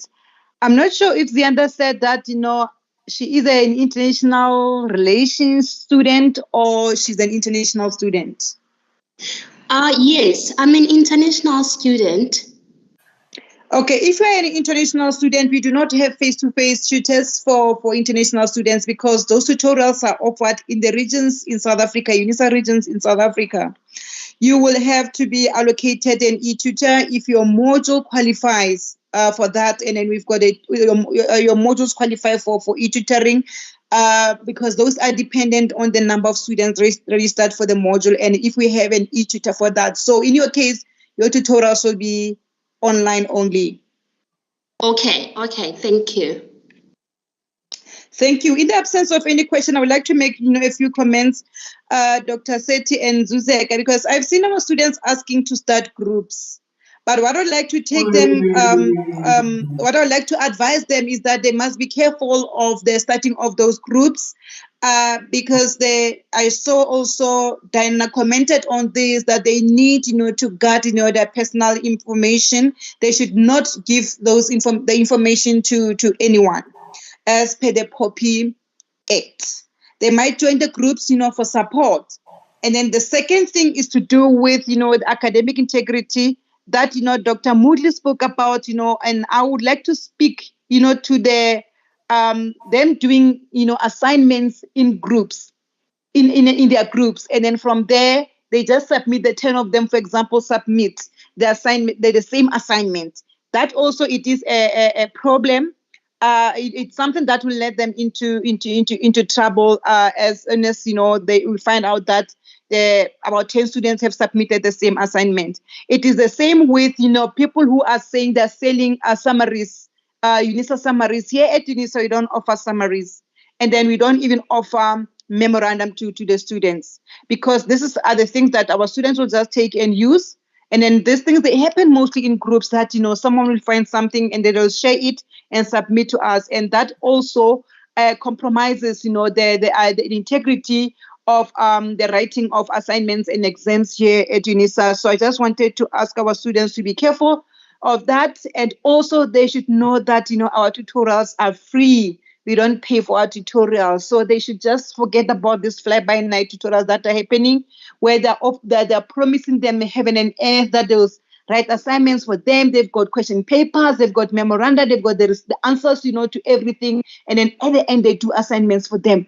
You will be alone in the exam. They won't be there, those people. And you will ask yourself that you got 100% in the assignment, and now in the exams you get 10%. That is when that the reality will kick in, that, you know, you didn't write your assignments. Somebody else wrote the assignments for you. And then the question is, will be proud when you graduate, when somebody has been writing assignments for you. Thank you.